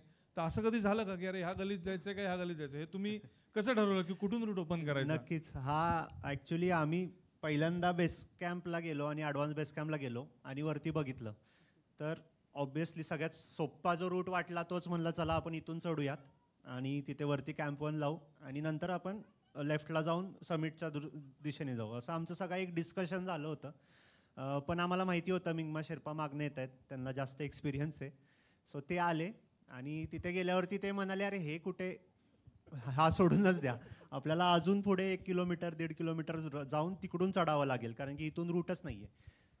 सो नंतर वरती गेल्यावर कळालं की तिथून रूटच नव्हता, म्हणजे ते खालून दिसतं वेगळं काहीतरी की अरे इकडे जायचो. सो आम्ही जर गेलो असतो विदाऊट, कारण की त्यांना माहिती होतं, ते 2006मध्ये त्या ज्या टीमनी कोल जम्प केली त्यांनी तिथेपर्यंत गेले होते, त्यांचं समिट नव्हतं झालं, पण त्यांना बऱ्यापैकी तिथला एरिया माहिती होता, कुठून रूट आहे माहिती होता. सो जर तोच आम्ही बोलत होतो की आम्ही जर गेलो असतो तर आम्ही कुठली तरी गली चढून तिथे गेलो असतो, आणि मग कळालं असतं अरे आता इथून काहीच नाही आहे, चला खाली, कारण की दुसरा रूट कळायला मार्गच काय नाही आहे. एक रूट कळण्याचा दुसरा मार्ग म्हणजे काय, समोरच्या शिखरावरती चढायचं वरतीपर्यंत, टॉपपर्यंत आणि मग बघायचं. सो मग एक वेळ करू शकतो, पण खाली गेल्यावरती आपल्याला तो रूटचा अंदाज येत नाही. असं बरेच वेळा झालं.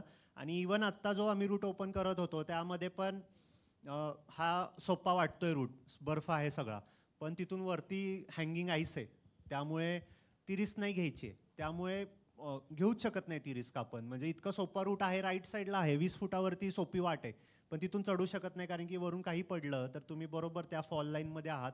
त्यामुळे लेफ्ट साईडच्या 70 डिग्री, 60 डिग्री, 80 डिग्री दगडावरनंच अवघड रूटमधनं चढायचं, असं ते सगळं आमचं हे चालू होतं. थँक्यू आशिष. वरुणला मला विचारायचं आहे आता की वरुणची पण तसं म्हटलं तर टेक्निकल, म्हणजे आता आपण सगळेजण ऐकतोय की ज्या पद्धतीने यांनी रूट ओपन केला, ज्या पद्धतीने एक्सप्लोअर केलं, खूपच टेक्निकल पीक होतं आणि वरुणसाठी हे सगळंच पहिल्यांदा होतं. आणि जी गिरीप्रेमीची आत्तापर्यंतची परंपरा म्हणायला हरकत नाही की प्रत्येक मोहिमेमध्ये कोणीतरी एक चांगला गिर्यारोहक, नवीन गिर्यारोहक असतो की ज्याला काहीतरी नवीन करण्याची संधी मिळते, नवीन प्रयोग करण्याची संधी मिळते, त्याच्यासाठी ते सगळं नवीन असतं. तर असा वरुण मोहिमेमध्ये होता. तर वरुण, तुझा पहिलाच टेक्निकल अटेम्प्ट कसं वाटलं तुला? काय होता अनुभव? कुठे अवघड गेलं? मेरू मोहिमेमध्ये जे काय काय झालं ते सगळंच माझ्यासाठी नवीन एक्सपिरियन्स होता, सगळंच नवीन होतं. म्हणजे त्याच्यासाठी रॉक क्लाइम्बिंग जे आम्ही ट्राय केलं ते पण नवीन होतं. Ice climbing, technical ice climbing म्हणजे प्रॉपर फ्रोझन आईस फॉल्सवर जाऊन क्लाइम्ब करणं, हे सुद्धा नवीन होतं. त्यानंतर एका वेळी एका स्पीकचे फेसेस अटेम्प्ट करणं, हे सुद्धा नवीन होतं. आणि हे पहिली गोष्ट म्हणजे माझ्यावरच विश्वास नव्हता की हे एवढं सगळं एका वेळी होऊ शकेल का, कारण शरीरयष्टी तर तुम्ही बघताच आहे आणि 25-30 किलो उचलायचं, काही वेळेस ते जास्त पण होत होतं. तर एवढं सगळं घेऊन चालायचं आणि त्याच्यासाठीच्या प्रिपरेशन्स वगैरे, तर हे सगळं सुरुवातीला होईल का नाही इथपासून शंका होती. म्हणजे मंदावरनं जेव्हा आम्ही परत आलो, मंदामध्ये माझा परफॉर्मन्स ठीक होता आणि परत आलो त्याच्यानंतर कोविड चालू झालं. तर कोविडमध्ये बऱ्यापैकी वर्कआउट वगैरे असं फार करता येणं शक्य नव्हतं, कारण बाहेर जाता येत नव्हतं. त्यामुळे मग स्वतःच्या फिजिकल ॲबिलिटीजवर विश्वास तयार होण्याएवढी प्रॅक्टिस करायची आणि मग हे सगळं करायचं. तर हे टप्प्याटप्प्यात होत गेलं. म्हणजे आम्ही सुरुवातीला प्रॅक्टिस चालू केली, पवन आणि मी एकत्र प्रॅक्टिस करायला लागलो. आमच्या कारण वेळा मॅच व्हायच्या, त्यांनी सांगितलं मगाशी. मग त्याच्यानंतर मग मामांच्या डोक्यात असं आलं की तुम्ही आईस क्लाइम्बिंग पण शिका. तर तेव्हा पण हे बाकी सगळ्यांपेक्षा आम्हाला दोघांना वेळ काढणं थोडं सोपं गेलं. तेव्हा आमच्या जॉब्समधनं वगैरे सुट्टी काढून आणि तिकडे जाणं सोपं गेलं आम्हाला दोघांना. त्यामुळे मग आम्ही आईस क्लाइम्बिंगसाठी म्हणून तिकडे गेलो. मग आईस क्लाइम्बिंगचं मग तिथे परत ॲक्लिमॅटायझेशनचा पार्ट येतोच, तर तिथे सेट व्हायला पण थोडा वेळ लागणार होता. त्यामुळे प्रॅक्टिकल जेवढं करणं एक्सपेक्टेड होतं तेवढं आम्हाला शक्य झालं नाही. सो मग प्रॅक्टिकल बरोबर आम्ही थेअरीचा पण खूप अभ्यास केला की हे लोक आईस क्लाइम्बिंग करतात म्हणजे नक्की करतात काय, आईस क्लाइम्बिंग कसं करतात, जे आईस ॲक्सेस आहेत, टूल्स आहेत, ते यूज कसे करतात. रॉक क्लाइम्बिंग तर आम्ही आधीपासून करतच होतो. तर रॉक क्लाइम्बिंगच्या ज्या टेक्निक्स आहेत त्या आणि आईस क्लाइम्बिंगच्या ह्याच्यामध्ये काही सिमिलॅरिटीज आहेत का, तर त्या आयडेंटिफाय करून त्याच्यावर वर्क करायचं. त्याच्यामध्ये आपण कुठल्या कॅटेगरीमध्ये बसतोय मग त्याच्यावरती वर्क करून ती टेक्निक कशी सुधारता येईल, ह्या सगळ्यावरती आम्ही थेरॉटिकल पण बऱ्यापैकी अभ्यास केला. आणि मग ॲक्लिमॅटायझेशनचं जसं मी सांगितलं त्याच्यासाठी म्हणून मग एक नवीन म्हणजे ज्यावेळेस आमच्यासाठी सुमितचं एक सेशन ठेवलेलं. सुमित स्वतः डॉक्टर आहे, तर मग त्याचं एक सेशन आमच्यासाठी ठेवलं की ॲक्लिमॅटायझेशन वर्क कसं करतं, म्हणजे आपले फिजिओलॉजीमध्ये नक्की काय चेंजेस होतात, ते ग्राउंड झिरोला असताना काय होतात, जसं अल्टिट्यूड गेन करत जातो तसं मग त्याच्यामध्ये काय काय चेंजेस होत जातात. सो मग ह्याचा जेव्हा थिअरॉटिकल अभ्यास झाला त्याच्यावरनं मग असं लक्षात आलं की किंवा परत एकदा टाईमची अवेलेबिलिटी माझी झाली की मला एव्हरेस्ट बेस कॅम्पच्या ट्रेकला जाता आलं. मग त्या एव्हरेस्ट बेस कॅम्पच्या ट्रेकला ॲक्लिमॅटाइज व्हायला तुला बरं पडलं. तिथे ऑलरेडी तू 5300 मीटरला जाऊन आला, ऑलरेडी तिथपर्यंत जाऊन आलो. पण मला एक विचारायचं म्हणजे स्पेसिफिकली आम्ही जे आत्ता फिल्ममध्ये आपण सगळ्यांनी बघितलं तर अशा पद्धतीचं जेव्हा एखादं हिमवादळ किंवा स्टॉर्म येतं तेव्हा बेस कॅम्पला काय होत असेल हे आपण इमॅजिन करू शकत नाही. तू पहिल्यांदाच अनुभवलं असशील असं स्नोस्टॉर्म, नाही तर कसा वाटला तुला? अनुभव काय होता? म्हणजे बाकीच्यांना सगळ्यांना पण आम्हाला ऐकायला आवडेल की नक्की काय वाटतं अशा वेळी. ॲक्च्युली बेस कॅम्पला जे स्ट्रॉम आलं त्याचा माझा पर्सनल एक्सपिरियन्स बऱ्यापैकी फनी होता.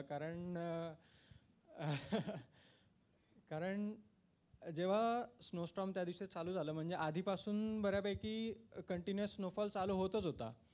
तर आलिया भोगासी असावे सादर म्हणत आम्ही पत्ते खेळत बसायचो दिवसभर डायनिंग टेंटमध्ये. बाहेर स्नो पडतोय आणि त्या दिवशी जेव्हा खूप जास्त ब्लिझर्डच चालू झाला आणि ते कंटिन्युअस अर्धा पाऊण तास राहिलं इतकं जोरदार की आमचे टेंट्स हालायला लागले. आणि मग तुम्ही त्या फिल्ममध्ये पण बघितलं असेल की आशिष तिथे टेंट पकडून बसला, आम्ही इंडिव्हिज्युअल डायनिंग टेंट्स एक पकडून बसला, एक इंडिव्हिज्युअल प्रत्येकजण आपापले टेंट्स. एक टेंट असा होता जो ज्याच्यामध्ये कोणी नव्हतं, विनोद सरांचा होता तो. आणि त्याच्यावर इतका इफेक्ट त्या ब्लिझर्डचा झाला की तो पूर्ण झोपलाच स्टिक्स असतानासुद्धा. तर मग ते तसं तर खूपच वातावरण डेंजरस असं होतं. पण आता पत्ते खूप आमचं महत्त्वाचं टाईमपासचं साधन झालं होतं तिथे. आणि आम्ही 4 नवीन कॅट्स घेऊन गेलो होतो आणि त्याची जबाबदारी माझ्याकडे होती, 4 कॅट्स सांभाळून ठेवायचे रोज. तर त्यातला एक कॅट माझ्या खिशामध्ये राहिला आणि माझ्या आउटरची चेन उघडी राहिली. विंडशीटर जे घातलं होतं त्याची चेन ओपन राहिली. आणि इतक्या भयानक स्नोफॉलमध्ये आम्ही सगळे टेंट्स पकडण्यासाठी पळापळ चालली होती, त्यात तो कॅट कुठेतरी पडला आणि स्नोमध्ये गाडला गेला. तर त्याच्या पुढचा एक 4-5 दिवस आमच्या असेच दुःखात गेले की आता ह्याला शोधायचं कुठे. आपले 4 कॅट्स आहेत, 4च्या हिशोबाने प्लॅनिंग झाले, आता 3च कॅट उरले, कसं पत्ते वाटणार, आपण खेळणार कसं. तर असा तो एक फनी एक्सपिरियन्स झाला माझा. पण जे जे ब्लिझर्ड्स झाले तो कम्प्लिटली ड्रास्टिकली वेगळा एक्सपिरियन्स होता माझ्यासाठी, की तो सायकोलॉजिकल खूप हे करणारा होता. की आम्ही कंटिन्युअस 4-5 दिवस झाले बसून आहे टेंटमध्ये. आणि जसं विवेकनी सांगितलं की आम्ही रोज रात्री आपलं उठून तयारी करायचो की आता आज निघूयात आपण, दिवसभर वेदर क्लिअर आहे. आणि तासाभरासाठी किंवा एक दिवस तर असं झालं की हार्डली 5 मिनटासाठी इतका भयानक असा स्नोफॉल झाला की आम्हाला आमचा अटेम्प्ट सोडून द्यावा लागला त्या दिवशीसाठीचा. एक दिवस तर असं वातावरण तयार झालं आमच्यामध्ये की आपण 5500 मीटरला आहे, आपल्याला 6760ला जायचं आहे. साधारण 1100 मीटर 1100-1200 मीटर तो गेन होतो. तर आपण 1200 मीटर रोप घेऊयात आणि निघूयात. तर आता हे 1200 मीटर म्हणजे असं 1200 मीटर नसतं, ते असं असं जातं, म्हणजे जसा रूट निघेल तसं आपल्याला जायला लागतं. सो मग तिथे आमचं असं डिस्कशन झालं की झालं तर ह्याच्यामध्ये होऊ पण शकतं आज समिट, नाही झालं तर 50-60 मीटरवर राहू पण शकतं. सो मग तिथनं परत यायचं आणि मग दुसऱ्या दिवशी परत तेवढं चढत जायचं. तर मग हे जे असं मानसिक थोडं खच्चीकरण करणारा एक्सपिरियन्स होता. पण त्याच्यामध्ये सुद्धा आम्ही बऱ्यापैकी स्ट्रॉंग राहिलो तिथे की जेव्हा केव्हा रेडी व्हायची वेळ येईल आम्ही रेडी व्हायचो, निघण्यासाठी तयार व्हायचो. सो शिकवणारा एक्सपिरियन्स होता. येस येस, खरंच इतके दिवस जेव्हा बॅड वेदर होतं आणि बसून राहायला लागतं. त्यांनी आता खूप मजेदारपणे तो किस्सा सांगितला की पत्त्यांचा आधार किती असतो. पण जेव्हा 5-5 दिवस 6-6 दिवस एकाच ठिकाणी बसून राहावं लागतं. आपण सगळ्यांनी कोविडमध्ये लॉकडाऊन अनुभवलंय. लॉकडाऊनमध्ये तरी आपण आपल्या घरी सगळ्या कम्फर्टमध्ये होतो, पण तिथं जेव्हा त्या 6x6च्या तंबूमध्ये 4-4, 5-5 दिवस बसून राहायला लागतं, खरंच ते खूप अवघड असतं. आणि त्यावेळेला मानसिक आपलं बळ जे आहे ते तिथे टिकून धरायचं हे आणखीन चॅलेंजिंग असतं. तर आता मला सुमितला थोडं विचारायचं आहे की मेरू ईस्ट फेस जेव्हा म्हणतो तेव्हा सगळ्यांना समोर येते डोळ्यात की शार्क्स फिन, म्हणजे शार्क्स फिनमध्ये जे कॉन्राड अँकरनी अटेम्प्ट केला, जिमी चिननी फोटोग्राफी केली आणि ती फिल्म सगळी आपण बघितली, यूट्यूबवर आली.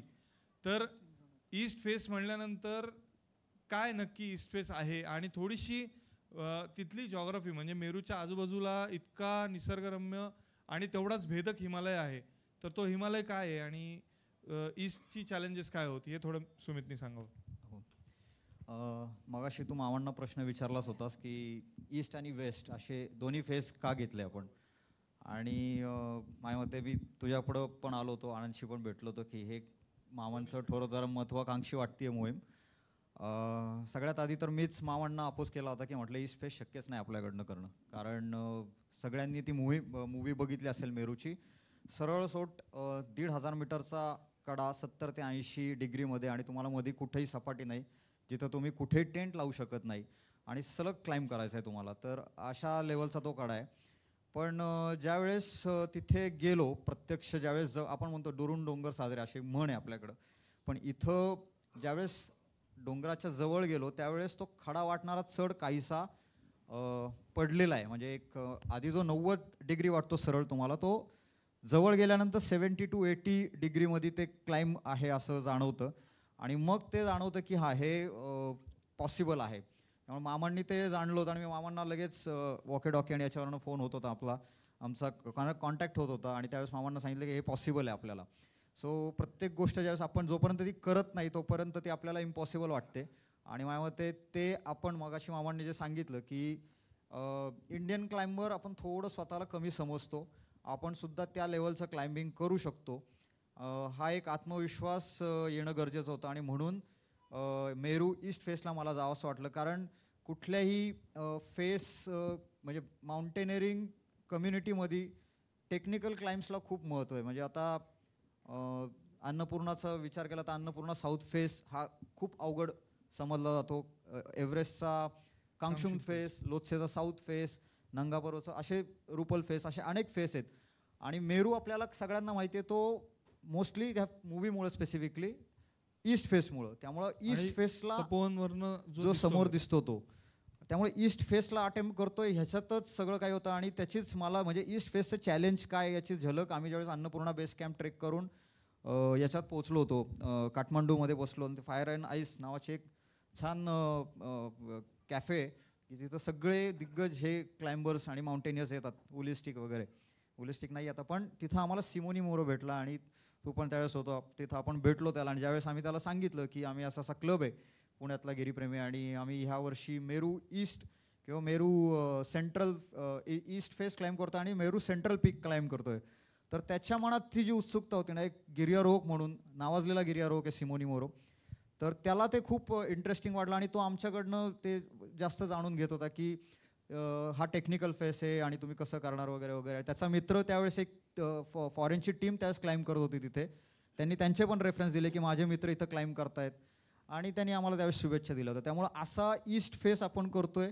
आणि ज्यावेळेस कधी भविष्यात अशा कुठल्या लोकांशी बोलण्याची वेळ येईल, ॲज अ गिरीप्रेमी आपण सगळे बोलू, त्यावेळेस गिरीप्रेमीची पातळी नक्कीच आपली उंचावलेली आहे, कारण आपण त्या लेवलला जाऊन त्यांच्याशी ॲटलिस्ट आपण अटेम्प्ट करतोय. कारण असे अटेम्प्ट करणारे क्लब माझ्या मते पूर्ण भारतामध्ये एक सुद्धा असा क्लब नाही आहे की एवढं मोठं चॅलेंज घेऊन एवढ्या टेक्निकल फेसला आपण हात घालतोय. आणि ही आपली ओळख नक्कीच त्या म्हणजे सिमोनीसारखी अशी लोक ओळख ठेवू शकतील की असा एक कुठला तरी क्लब गिरीप्रेमी म्हणून पुण्यात आहे.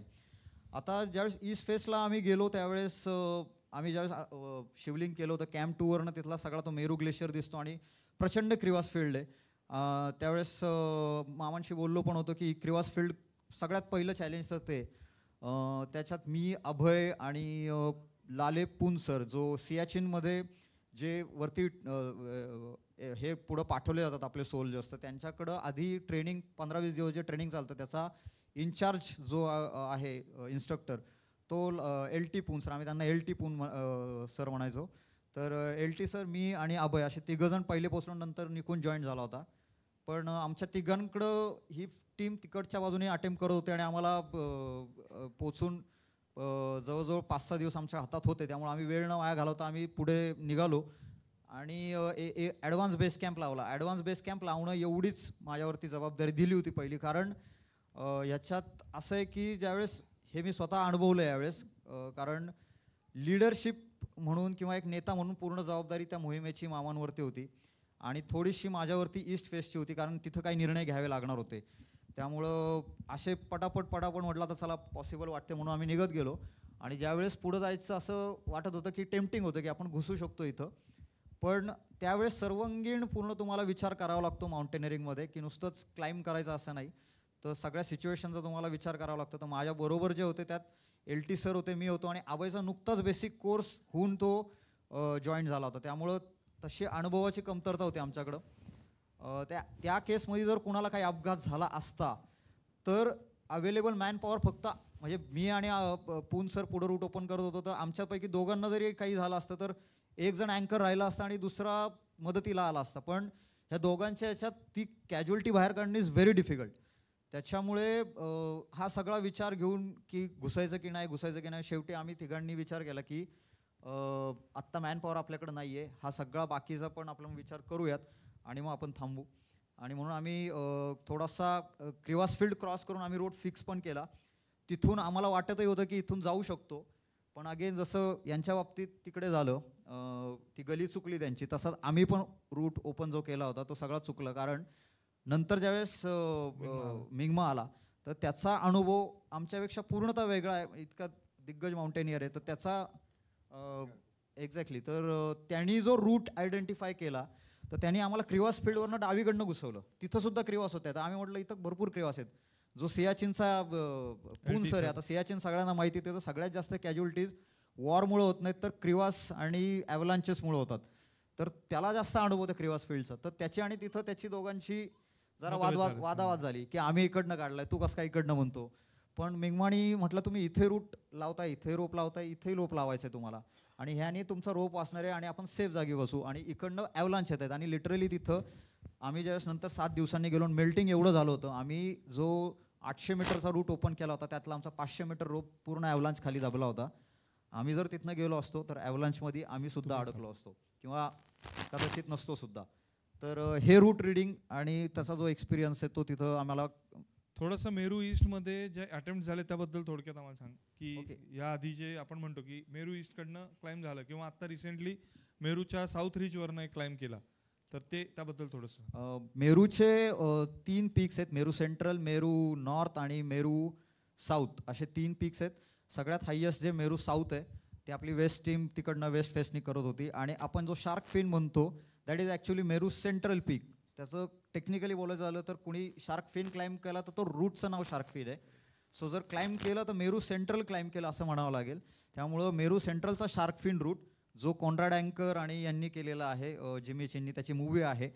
आणि आम्ही जो रूट घेतला तो व्ही बॅबेनॉव म्हणून एक रशियन क्लाइंबर आहेत आणि तो 2002-03च्या सुमारास त्यांनी तो क्लाइम केला आहे.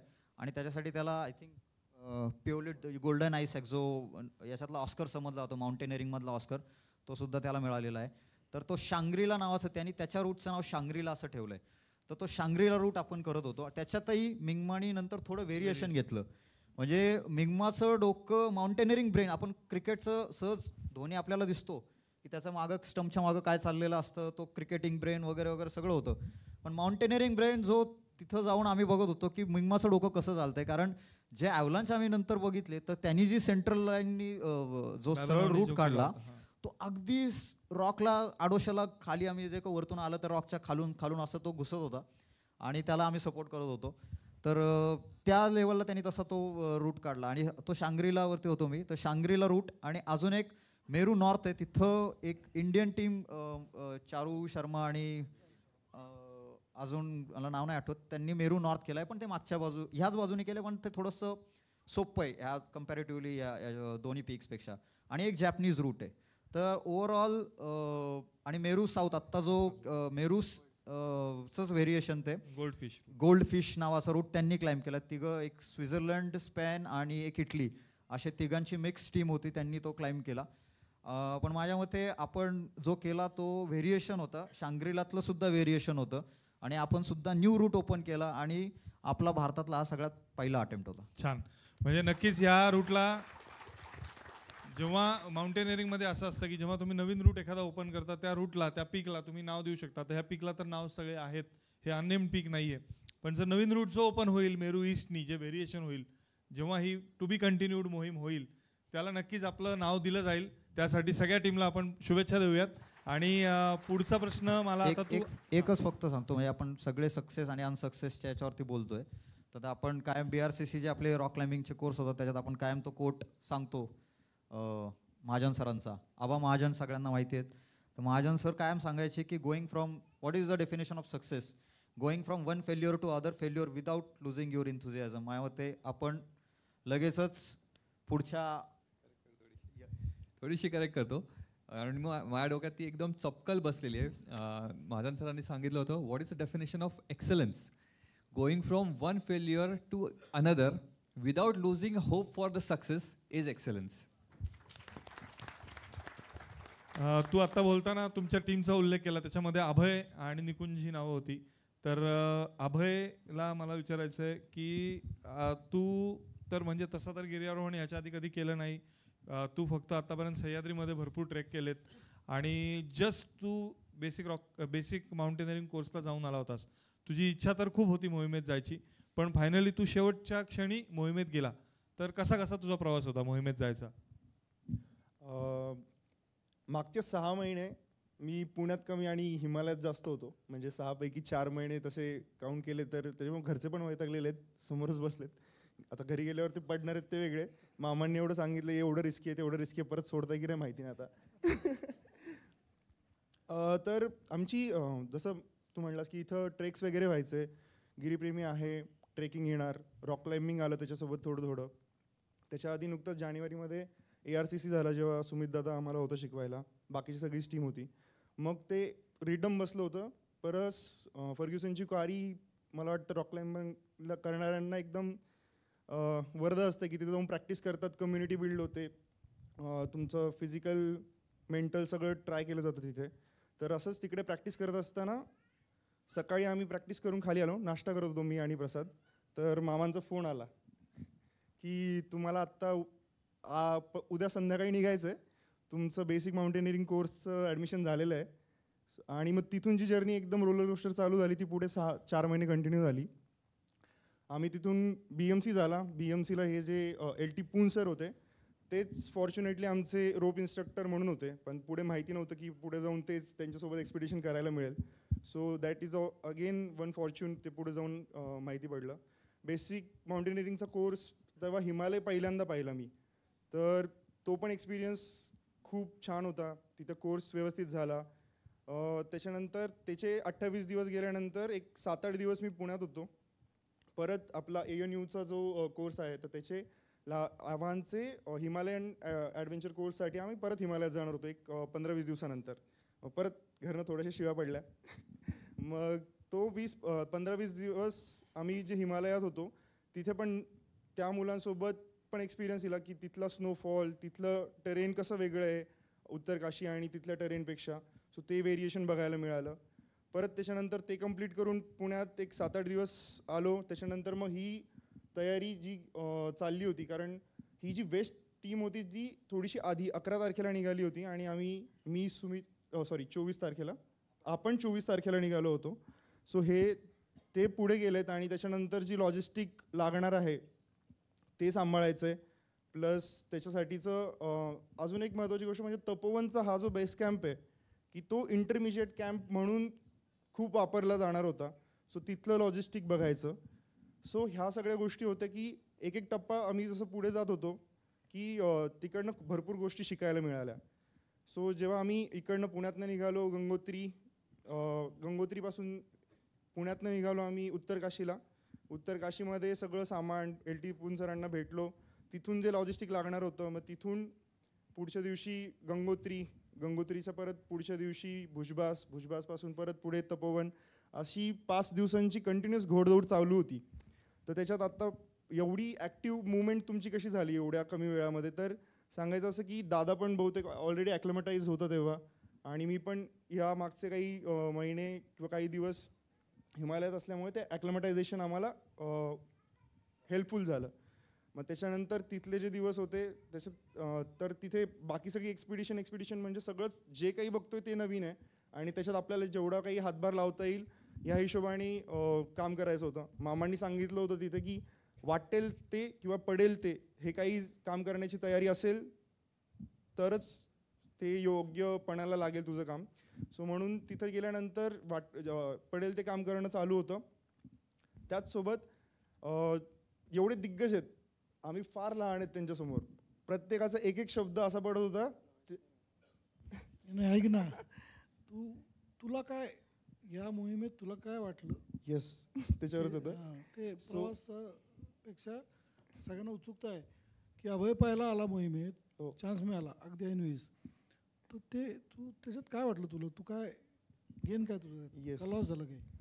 सो आता जसं सांगत होतो की हे जे आहेत त्यांच्या बोलण्यात ते कानावर पडणं भाग्य होतं. आणि ते नको. सांगतो मेन तुझ्याकडं. माझं ह्या सगळ्यात गोष्टीमध्ये जे काही एक्सपिरियन्सेस होते, असं फक्त आपण इथे बसून ऐकतो की गुडगावर स्नो आहे त्याच्यात तुम्हाला चालायचं आहे. आम्ही जेव्हा बेस कॅम्पपासून ABCला जेव्हा जात होतो तेव्हा आम्ही जो रूट घेतला होता त्याच्यामध्ये लिटरली कमरेपर्यंत तुम्ही धसत होता. आत्ता तुम्हाला असं वाटतं की एकदा धसलो मग पुढे जायचं आहे मग होऊन जाईल. कंटिन्युअसली जेव्हा तुम्ही 4 तास चाललाय, तुमच्या पाठीवरती 20 किलोचं तुमचं लोड आहे, त्याच्यानंतर दगड आणि स्नो अशी काहीतरी चाळणी आहे आणि त्याच्यात जिथं पाय टाकतंय तिथं तो रोवलाच जातोय. त्याच्यातनं वर निघणं, परत पुढचं पाऊल टाकतोय, परत रोवलं जात आहे. आता म्हणतो अरे बास मला पुढे जायचंय, परत पाऊल टाकतोय, परत रोवला जातोय. हे जेव्हा तुमचं माइंड आणि बॉडी स्ट्रगल करत असते तेव्हा खूप कॉन्फ्लिक्ट होतो की कसं होणार आहे हे पुढं सगळं. सो ते मेंटली आणि फिजिकली खूप चॅलेंजिंग होतं.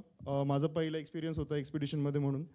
त्याचसोबत लॉजिस्टिक बघणं तिथली, त्याच्यासाठी हेल्प करणं, प्रत्येक गोष्ट नोट होतीये, काय सामान येतं आहे, किती सामान लागणार आहे, फूड व्यवस्थित आपल्या टीमसाठी पुरेसं आहे ना, ह्या सगळ्या गोष्टी नोट करत होतो. तर ते एक मला वाटतं की महत्त्वाची गोष्ट ठरली तिथे शिकण्याबाबत.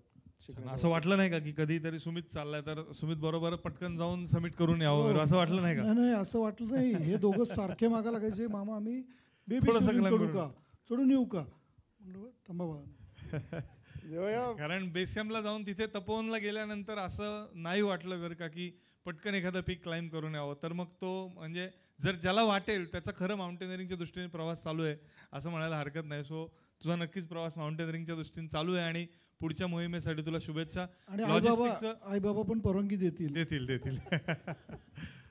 लॉजिस्टिक्स बद्दल तू बोललास, अगदी खरं. एवढं मोठं लॉजिस्टिक्स, 1700 किलो सामान आणि हे सगळं सांभाळायला टीम पण तशीच होती. सपोर्ट टीम जी होती त्याच्यामध्ये अखिल काटकर होता, त्याच्यामध्ये निकुंज शाह नंतर जॉईन झाला ईस्टच्या बाजूनी, आणि अविनाश फौजदार सर सुद्धा गंगोत्रीमधनं सगळा सपोर्ट करत होते. तर मला अखिलला विचारायचं की त्याच्यासाठी हा म्हणजे त्याचा बाकी मॅनेजमेंटमधला अनुभव बराच आहे, त्यांनी अशा पद्धतीची कामं हँडल केलेली आहेत, रिसोर्स मॅनेजमेंट कसं करायचं हे त्याला माहिती आहे. पण इतक्या उंचीवरती इतक्या थंडीमध्ये हे रिसोर्स मॅनेजमेंट कसं जमलं आणि पार गंगोत्रीपासून ते तपोवनपर्यंत एवढं 1700 किलो घेऊन जायचं कसं होतं, किती चॅलेंजिंग होतं? चॅलेंज तर खूप मोठा होताच, पण त्याच्या आधी म्हणजे जेव्हा पहिल्यांदा मामांनी टीम अनाऊन्स केली आणि माझं नाव होतं तिथे बेस कॅम्प मॅनेजर म्हणून, तेव्हा एकदम मला आधी आश्चर्य वाटलं आणि आनंदही तेवढाच झाला. कारण ही मोहीमच इतकी मोठी होती की ह्याच्यामध्ये शिकायला खूप मिळणार होतं. आणि मी मामांना विचारलं की बेस कॅम्प मॅनेजरचा काय रोल आहे माझा. त्यांनी सांगितलं की लॉजिस्टिक्स सगळं बघायचं आहे आणि काय काय असणार होतं हे मला तसा फार कमी अंदाज होता. पण जसे दिवस जायला लागले आम्ही पॅकिंग करायला लागलो, काही सामान पुढे पाठवलं, काही नेपाळवरनं आलं, डायरेक्ट देहरादूनला आलं. आणि आम्ही जेव्हा इथनं निघालो आणि पहिल्यांदा देहरादूनला पोचलो, तिथे एका वेअरहाऊसमध्ये ठेवलेलं सामान ते सगळं समोर लावल्यावर मला दिसलं की अरे इथे तर 40-50 डफल बॅगा भरून आहेत आणि आमची 9-10 जणांची टीम आणि पोर्टर तर असणारच होते. पण हे सगळं कसं मॅनेज करायचं, कुठल्या डफलमध्ये काय आहे, हे सगळं सेग्रिगेट कसं करायचं, हे खूप मोठं चॅलेंज मला वाटत होतं. आणि मग तिथनं आम्ही उत्तरकाशीला गेलो, NIMमध्ये सगळं सामान घेऊन सगळं आम्ही उघडलं तिथे आणि परत सेग्रिगेट करून डफल बॅग्सना नावं देऊन ते सगळे कुठल्या डफलमध्ये काय काय ठेवलं आहे. त्यात ईस्टला पण जाणार होतं सामान आणि वेस्टला पण जाणार होतं. सो मग आम्ही 30% मेडिसिन्स, 30% इक्विपमेंट असं सगळं ते तिथे सेपरेट केलं. आणि ईस्टचं सामान आम्ही तिथेच ठेवलं कारण की निकुंज आणि सुमित आणि अभय सगळे नंतर येणार होते, त्यांनी ते नंतर आणलं सामान. पण आणि मामांनी सांगितलेलं की पोर्टर 25 किलोचे लोड्स करायचे होते. काही पोर्टर 25 किलो उचलणार, काही 1.5 लोड उचलणार, त्याचे 37-38 किलो, आणि काही पोर्टर डबल लोड उचलणार, ते 2 25 किलोच्या डफल उचलणार. सो आम्ही ते सगळे वजनं करत होतो. वजनं केल्यानंतर मी बघितलं की अरे हे गणित असं आहे की 1000 किलो तर इथेच झालेत, याच्यामध्ये अजून आमचे टेंट्स आणि खाण्यापिण्याच्या गोष्टी, किचनच्या गोष्टी, या सगळ्या डायरेक्ट गंगोत्रीला जाणार होत्या. ते जे आमची तिथली बेस कॅम्प सपोर्टची एजन्सी होती ते सगळं सामान आणणार होते. हे सगळ्याचं साधारण एक 1700-1800 किलो वजन झालं.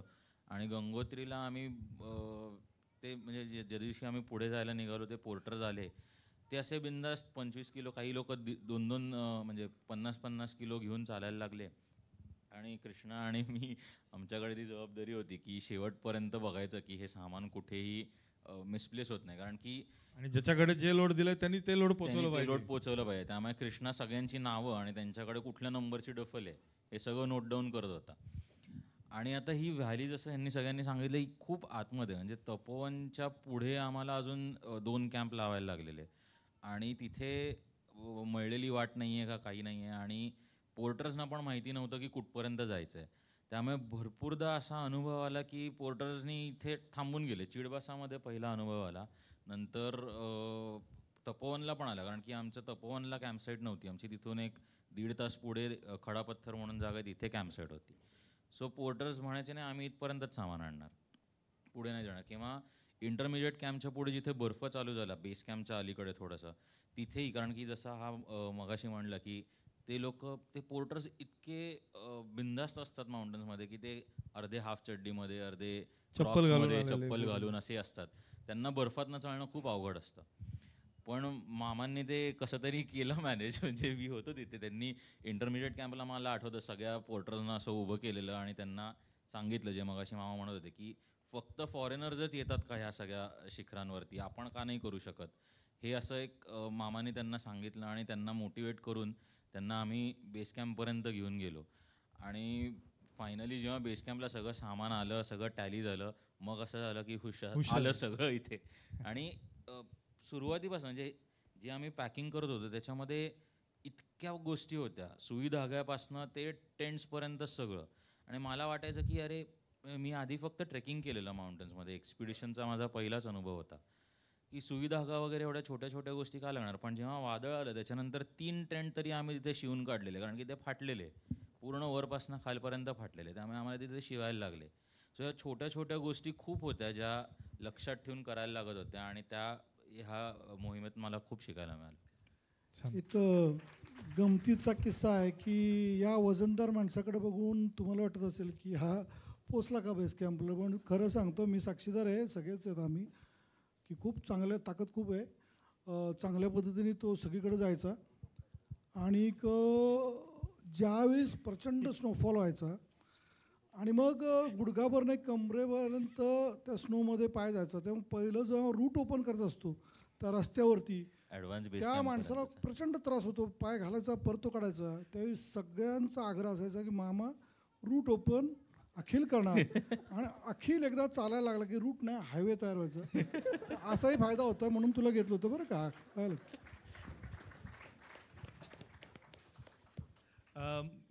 आपण फिल्ममधनं पण बघितलं आणि ओव्हरऑल आपल्याला बऱ्याचदा क्युरिओसिटी असते की बेस कॅम्पला खातात काय हे सगळे लोक. तर यावेळेला बेस कॅम्पला आणि वर पण अनेक लोकांनी काय काय आपल्याला वेगळे फूड आयटम्स वगैरे दिले होते, त्याबद्दल थोडंसं.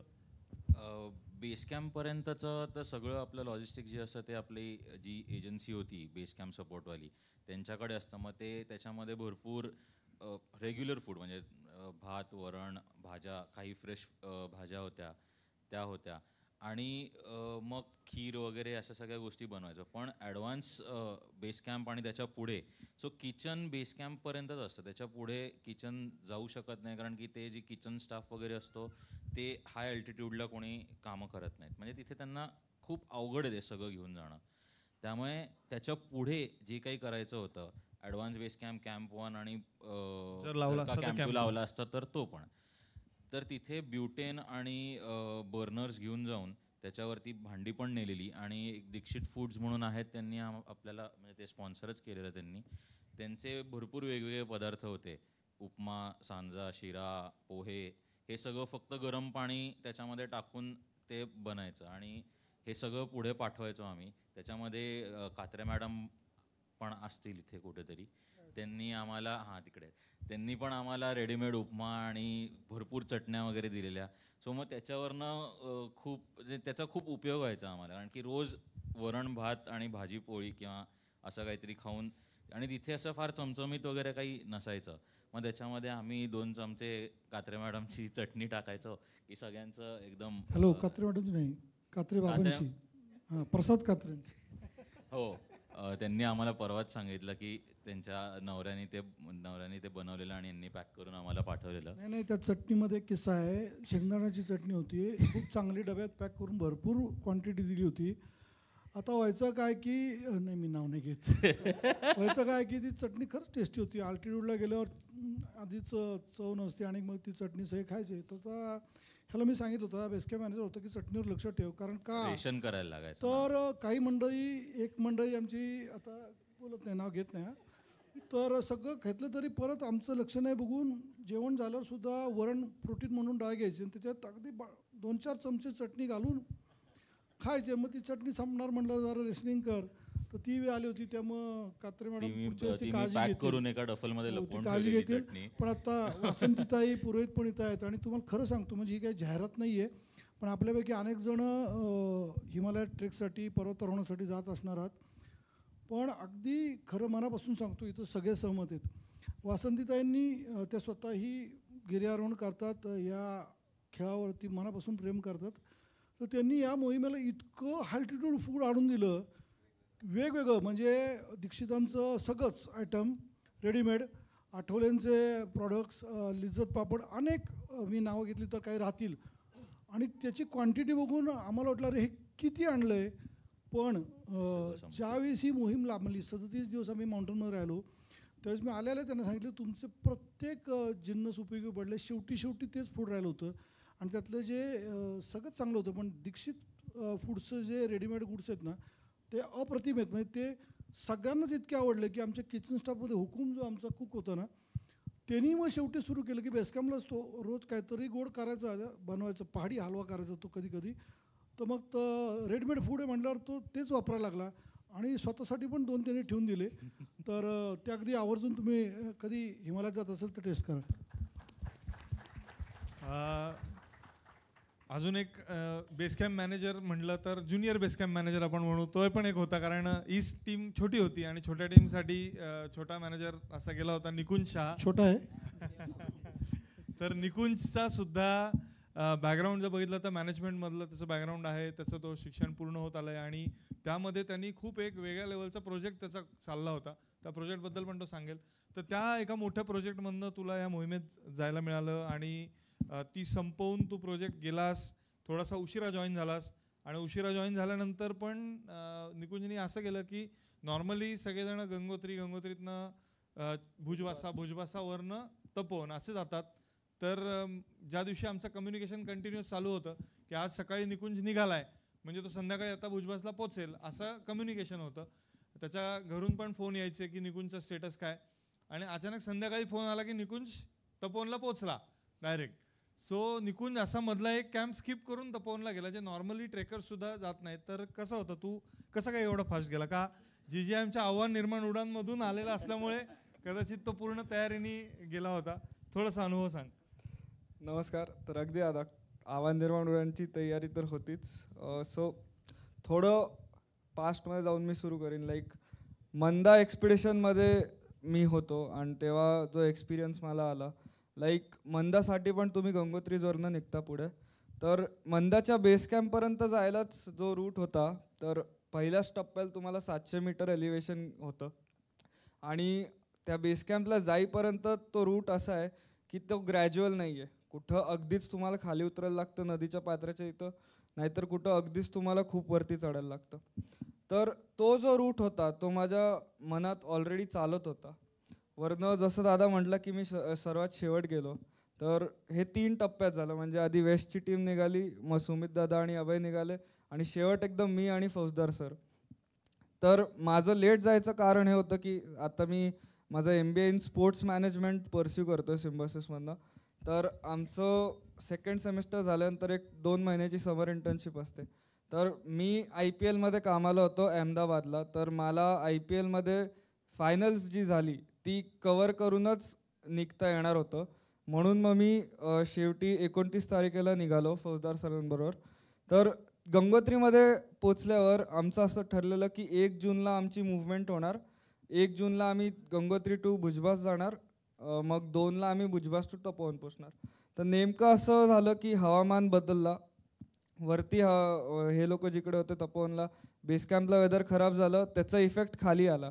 तर गंगोत्रीवर तो एवढा इफेक्ट आला की आमचा जो 2 दिवसाचा स्टे होता तो आमचा 3 दिवस झाला. म्हणजे तो वाढला आणि शेवट जातोय तर मनात हेच विचार होते की आता आपण शेवटी जातोय, आधीच एवढं सामान गेलं 1700 किलो, त्यात थोडं ईस्टला आहे, बाकीचं वेस्टला आहे, ते काय काय गेलंय नक्की माहिती करून घ्यायचं आहे. मग वरती जाऊन ही जी टीम पुढे गेली ह्यांच्याकडनं मेसेज आलं की ह्यांनी निम्म सामान ABCला ऑलरेडी पोचवलं आहे, तर पुढे मला लोड फेरी पण करायची होती, तर ती मला करायला मिळणार होती का नाही. तर ह्या सगळ्या विचारामुळे मी थोडा इम्पेशंट होत होतो. आणि मग जसं ठरलं की मी 2 तारखेला सकाळी निघायचं आहे तपोवनसाठी, तर लाईक तिकडे फौजदार सर पण होते माझ्यावर, पण त्यांनी असा डिसिजन घेतला वेदर बघून की ते खालनंच सपोर्ट करतील. तर मग मी माझ्यावर एक गाईड होता आणि बरोबर 5 पोर्टर जो राशन घेऊन जात होतो आम्ही. तर मग आम्ही असं ठरवलं की जर का भुजबसला आम्ही 12पर्यंत पोचलो तर मग पुढचा प्रवास कंटिन्यूच करायचा, कारण की मला बिलकुल थांबायची इच्छा नव्हती. आणि फॉर्च्युनेटली मी म्हणेन असं झालं की भुजबसला 11:30ला पोचलो, तिथं काहीच व्यवस्था नव्हती. कारण की काय असतं की गंगोत्री आता एक नॅशनल फॉरेस्ट आहे, तर तुम्हाला गंगोत्री गाव सोडल्यानंतर एक 15 मिनिटावर चेकपोस्ट लागतो. तर त्या चेकपोस्टमध्ये ट्रेकर्सला सोडायला आणि एक्सपिडिशन मेंबर्सला सोडायला तुम्हाला कागदपत्र लागतात. तर तेव्हा रेड अलर्ट होता म्हणून ते ट्रेकर्सला तर पाठवतच नव्हते आणि आमच्याकडे एक्सपिडिशनचे कागदपत्र होते म्हणून आम्हाला पाठवलं पुढे. सो त्याच्यामुळे भुजबसला कोणीच नव्हतं, एक फक्त NDRFची टीम होती आणि ते सोडून कोणी नव्हतं. तर भुजबसला जेवायची पण सोय नाही आणि काही नाही. तर मग मी म्हटलं माझ्या गाईडला, चल बाबा इथनं निघू. 2 केळी खाल्ले आणि तसंच आम्ही तपोवनसाठी निघालो. तर आता गंगोत्री टू तपोवन बघितलं तर असा तो 24 किलोमीटरचा डिस्टन्स आहे आणि तो मला एका दिवसात म्हणजे 10.5 तास आम्ही नॉनस्टॉप चालत होतो. तो मला फक्त पार पाडता आला कारण की माझ्या मनात ऑलरेडी मी फिट करून ठेवलेलं की हा बाबा हा रूट आपला मंदासारखाच अवघड असणार आहे, आपल्या शिट्ट्या हरणार आहेत. तर म्हणून ते एवढं इझिली मी करू शकलो. पण तरी त्यात मला शेवटी चॅलेंज असं आलं की गोमुखपर्यंत बरंच ग्रॅज्युअल रूट आहे. गोमुखवरनं एक पाऊण तासाचा असा चढ म्हणजे सिंहगडसारखा चढ लागतो तपोवनला पोचण्यासाठी. पण वेदर खराब असल्यामुळे वाटेत एवढा स्नोफॉल झालेला की ऑलमोस्ट माझ्या पण शिनपर्यंत तरी बर्फ येतच होता. तर तो जो पाऊण तासाचा रस्ता आहे तो पार करायला मला 1.5 ते पावणे 2 तास लागले. आणि त्यात कळलं की इथं एवढा बर्फ आहे तर पुढे काय असणार. पण बेस कॅम्पला पोचल्यानंतर जेव्हा अभय आणि सुमित दादा भेटले ते तर म्हणले की काय वेळ आहेस का तू, एवढं कशाला आला. तर पण मला असं होतंच की एका दिवसात आपण पार पाडायचं, ते थांबायचं नाही आहे. कारण की मला सगळं जाणून घ्यायचं होतं बेस कॅम्पवर काय लॉजिस्टिक्स आहेत, कम्युनिकेशन काय.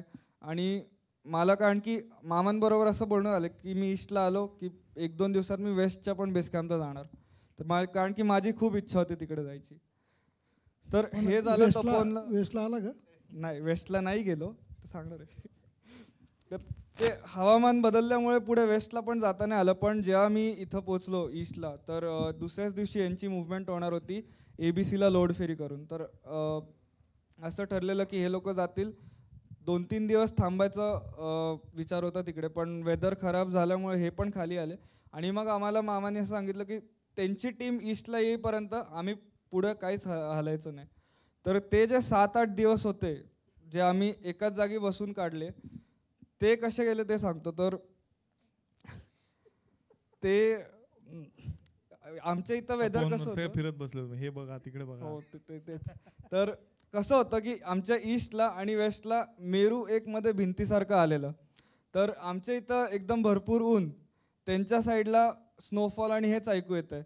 पुण्यामधला आम्हाला हे कॉल येत आहेत की इथं वेदर असं असणार आहे, तिथं तसं असणार आहे. पण त्या व्हॅलीमध्ये काहीतरी भलतंच होत होतं, नेहमी उलटंच होत होतं जे आम्हाला सांगितलं जात होतं.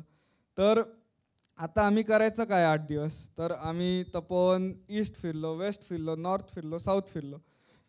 5 दिवस एवढे फिरलो की मनात असे विचार येत होते की आता उद्या असं नको व्हायला की बॉटल फिरवायची, इथं टोक येतं तिथं एक्सप्लोर करायला जायचं. तर पण जोक सपाट हे माइंडसेट जे असतात म्हणजे तुमच्यावर जी लोक राहतात वरती आणि तुमचा जो पेशन्स टेस्ट होतो त्याला खूप महत्त्व आहे. कारण की माझ्यावर सुमित दादा आणि अभय यांचं नॉलेजचं भंडार आहे. म्हणजे दादा सह्याद्री आणि हे जॉग्रफी प्लस टेक्नॉलॉजी. तर ह्यांच्यावर गप्पा मारून वेळ कसा गेला ते कळलंच नाही. मजेची ही गोष्ट होती, मी जेव्हा पोचलो तेव्हा हे दोघं एका टेंटमध्ये होते आणि मी एका टेंटमध्ये होतो. तर ते एकटं झोपायचं म्हणजे खूप कष्टाचं काम होतं, कारण की थंडी एवढी होती तिकडे, वारं आणि वेदर खराब असल्यामुळे वारं भरपूर. तर त्यामुळे एकटं झोपायला मला झोपच लागली नाही 2 रात्र पहिले. तर मी ह्यांना म्हटलं आता तुम्ही काही पण करा, मी तुमच्यावर झोपतोय. आम्हाला तिघं आम्ही एवढे छान झोपलो की तिची गरमी झाली. एकदम मजाच आली. त्याच्यात असं होतं की एक आमच्या कोकणी ज्यावेळेस आम्ही वरती होतो त्यावेळेस याचा आणि खूप चांगला रॅपो झाला होता. आणि त्या कुकनी जरा याची मजा घ्यायची ठरवली. तर कुकनी त्याला अशा काही स्टोऱ्या सांगितल्या की माझ्याकडे असे काही पोर्टर आहेत, ते पोर्टर आले की असे काय हॉरर, त्यांना हॉन्टेड काय त्याला व्हिडिओ वगैरे दाखवला. तर ते नेपाळीत बोलत होते, त्याला काहीच कळत नव्हतं. ते नॉर्मली कुणी आपला वेडा माणूस असतो त्याला बांधून ठेवलं, चोराला पकडलं, असं सगळं ते होतं. आणि याला तो व्हिडिओ दाखवला, नंतर आम्हाला पण दाखवला हॉरर आहे हा, याला भूत लागलंय, मागं पछाडलं याला वगैरे. आणि नेमकं त्या दिवशी असं झालं की खालून लॉजिस्टिक जे पुढचे आमच्या आणि दोन्ही फेसला काही राशन कमी पडलं होतं, त्यामुळं अचानक 15 पोर्टर वरती आले. आणि निकुंज म्हटलं आज नेमके 15 पोर्टर आले म्हटलं, मी आज तुमच्याबरोबर झोपतो. निकुंज, आपल्याला थोडा वेळ कमी येतो, 1-2 मिनिटात समराईज कर. हो, म्हणजे आपल्याला अजून एक पुढं महत्त्वाचं कार्य. येस. सो राशनचा आत्ता दादा म्हटलं की नंतर 15 पोर्टर घेऊन आले. तर मला एक ह्यात शिकायला मिळालं की आपण 2 एजन्सीज केलेल्या, वेस्टसाठी एक वेगळी होती, ईस्टसाठी वेगळी होती. तर त्यात कम्युनिकेशन म्हणजे मी जे आता MBA कोर्समध्ये शिकतोय माझ्या, आणि जे मला तिथं अनुभवायला मिळालं, तर पुस्तकाचा आणि प्रॅक्टिकलमध्ये केवढा फरक असतो तो मला कळला. अँड ऑल्सो की मी आता आव्हानमध्ये 2015पासून आलो आहे, GGM बरोबर 2015पासून आहे. आणि तेव्हापासून आत्तापर्यंत मी गिरीप्रेमीचं म्हणजे कुठलंच असं माउंटेन समिट नाही झालं ही न्यूज ऐकली नव्हती. तर जेव्हा आम्हाला कळलं की हे वेस्टवरनं खाली आलेत विदाऊट समिट करून, ईस्टला पण जेव्हा न्यूज आली की नाही होणार आहे शक्य, कारण की मेल्टिंग खूप झालं, तर आमचं सगळ्यांचं असं मोराल डाऊन झालेलं. आणि लाईक दुसऱ्या दिवशी जेव्हा सगळी टीम खाली आली तर मामांनी एक वाक्य म्हटलं की समिट नाही झालं तरी ही एक्सपिडिशन सक्सेस झाली. का? म्हणून आपण अशा जागी गेलो जिथं कोणी गेलं नाही आहे, आपण असे प्रयत्न केले, 6200 मीटरला वेस्टपर्यंत गेले, इथं व्हेरिएशन रूट केले ईस्ट साईडला.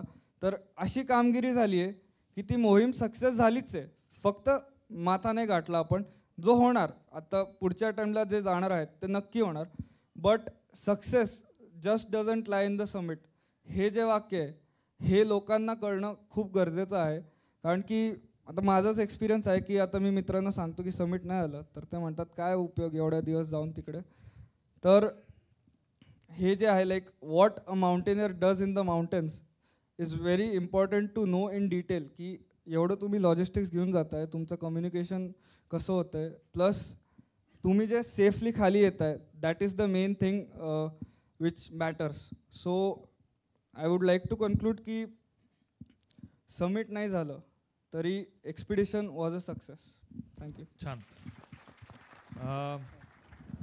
मी मगाशी म्हटलं तसं की ज्या दिवशी हे आले त्या दिवशी गिरीप्रेमीच्या ऑफिसमध्ये पण अशाच गप्पा रंगल्या होत्या आणि अजूनसुद्धा ह्या रंगू शकतील. आत्ता पण वेळेअभावी आपण थोडंसं आवर्त घ्यावं लागणार आहे, कारण आणखीन महत्त्वाचा कार्यक्रम आपला जितेंद्र पण आता या ठिकाणी आहे. तर जितेंद्रलाही आपल्याला या ठिकाणी बघायचं आहे, त्याचं कौतुक करायचं आहे, त्याचे अनुभव ऐकायचे, त्याचेही असेच थरारक अनुभव धवलागिरीचे आहेत आत्ता यावेळेला आणि मकालूचे. तर मी शेवटचा प्रश्न मामांना माझ्याकडून विचारतो आणि त्यानंतर जर प्रेक्षकांमध्ये कोणाला असेल तर आपण 2 प्रश्न फक्त विचारूयात प्रेक्षकांमधून. पण माझ्याकडनं एक शेवटचा म्हणजे की हे सगळं आपण आता ऐकलं, एवढा थरार ऐकला आणि मोहीम आपण का प्लॅन केली हे सुद्धा ऐकलं. तर आता टू बी कंटिन्यूड असं आपण म्हणतोय, तर ह्या प्रयत्नातनं नक्कीच जे काही साध्य झालंय तर ते काय साध्य झालंय आणि त्याचा आधार घेऊन आपण काय करणार आहोत टू बी कंटिन्यूडमध्ये हे थोडंसं सांगा. त्याच्या आधी भूषण, तुला मला एक प्रश्न आहे की तू या मोहिमेचं सदस्य होतास, म्हणजे तू प्रत्यक्ष मोहिमेत नव्हतं तरी तू मनाने शरीराने तिथं असल्यासारखंच होतास, कारण पुण्यात बसून तू गणेश, अविनाश सगळे वेदर रिपोर्ट देत होतात. खरं तर बऱ्यापैकी आत्तापर्यंतच्या अलीकडच्या 7-8 वर्षामध्ये गिरीप्रेमीची टीम जे वेदर रिपोर्ट स्टडी करून पाठवते ते 80 ते 90% त्याप्रमाणे ते मॅच होत होतं. पण यावेळेस भूषण असं झालं की तू फोन करायचा आणि मला सांगायचं की मामा आज समिट प्लॅन करा. 3 समिट पुश आम्ही केले, 3 समिट पुश शेवटी. आणि ते सगळे सर्वस्वी अवलंबून होते भूषणनी आणि गणेश आणि इकडं अविनाश जे काही वेदर रिपोर्ट आहे. तर तुमच्या वेदर रिपोर्टवर मी मुवमेंट ठरवत होतो आणि मग ते का बरं असं, त्याच्यात तुला काय जाणवत होतं, काय होत होतं, नेमकं काय होत होतं? यावेळेला सगळंच म्हणजे तिथलं जे आम्हाला एक पहिल्या साधारण 8 दिवसामध्ये अंदाज आला होता. गणेश पण इथे आहे, अविनाश पण आहे.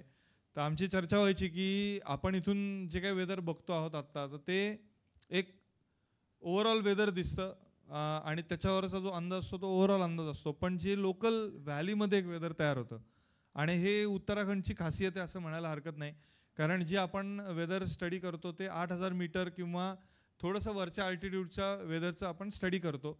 आणि वरच्या अल्टिट्यूडचं वेदर जे प्रायमरीली विंडवर अवलंबून असतं.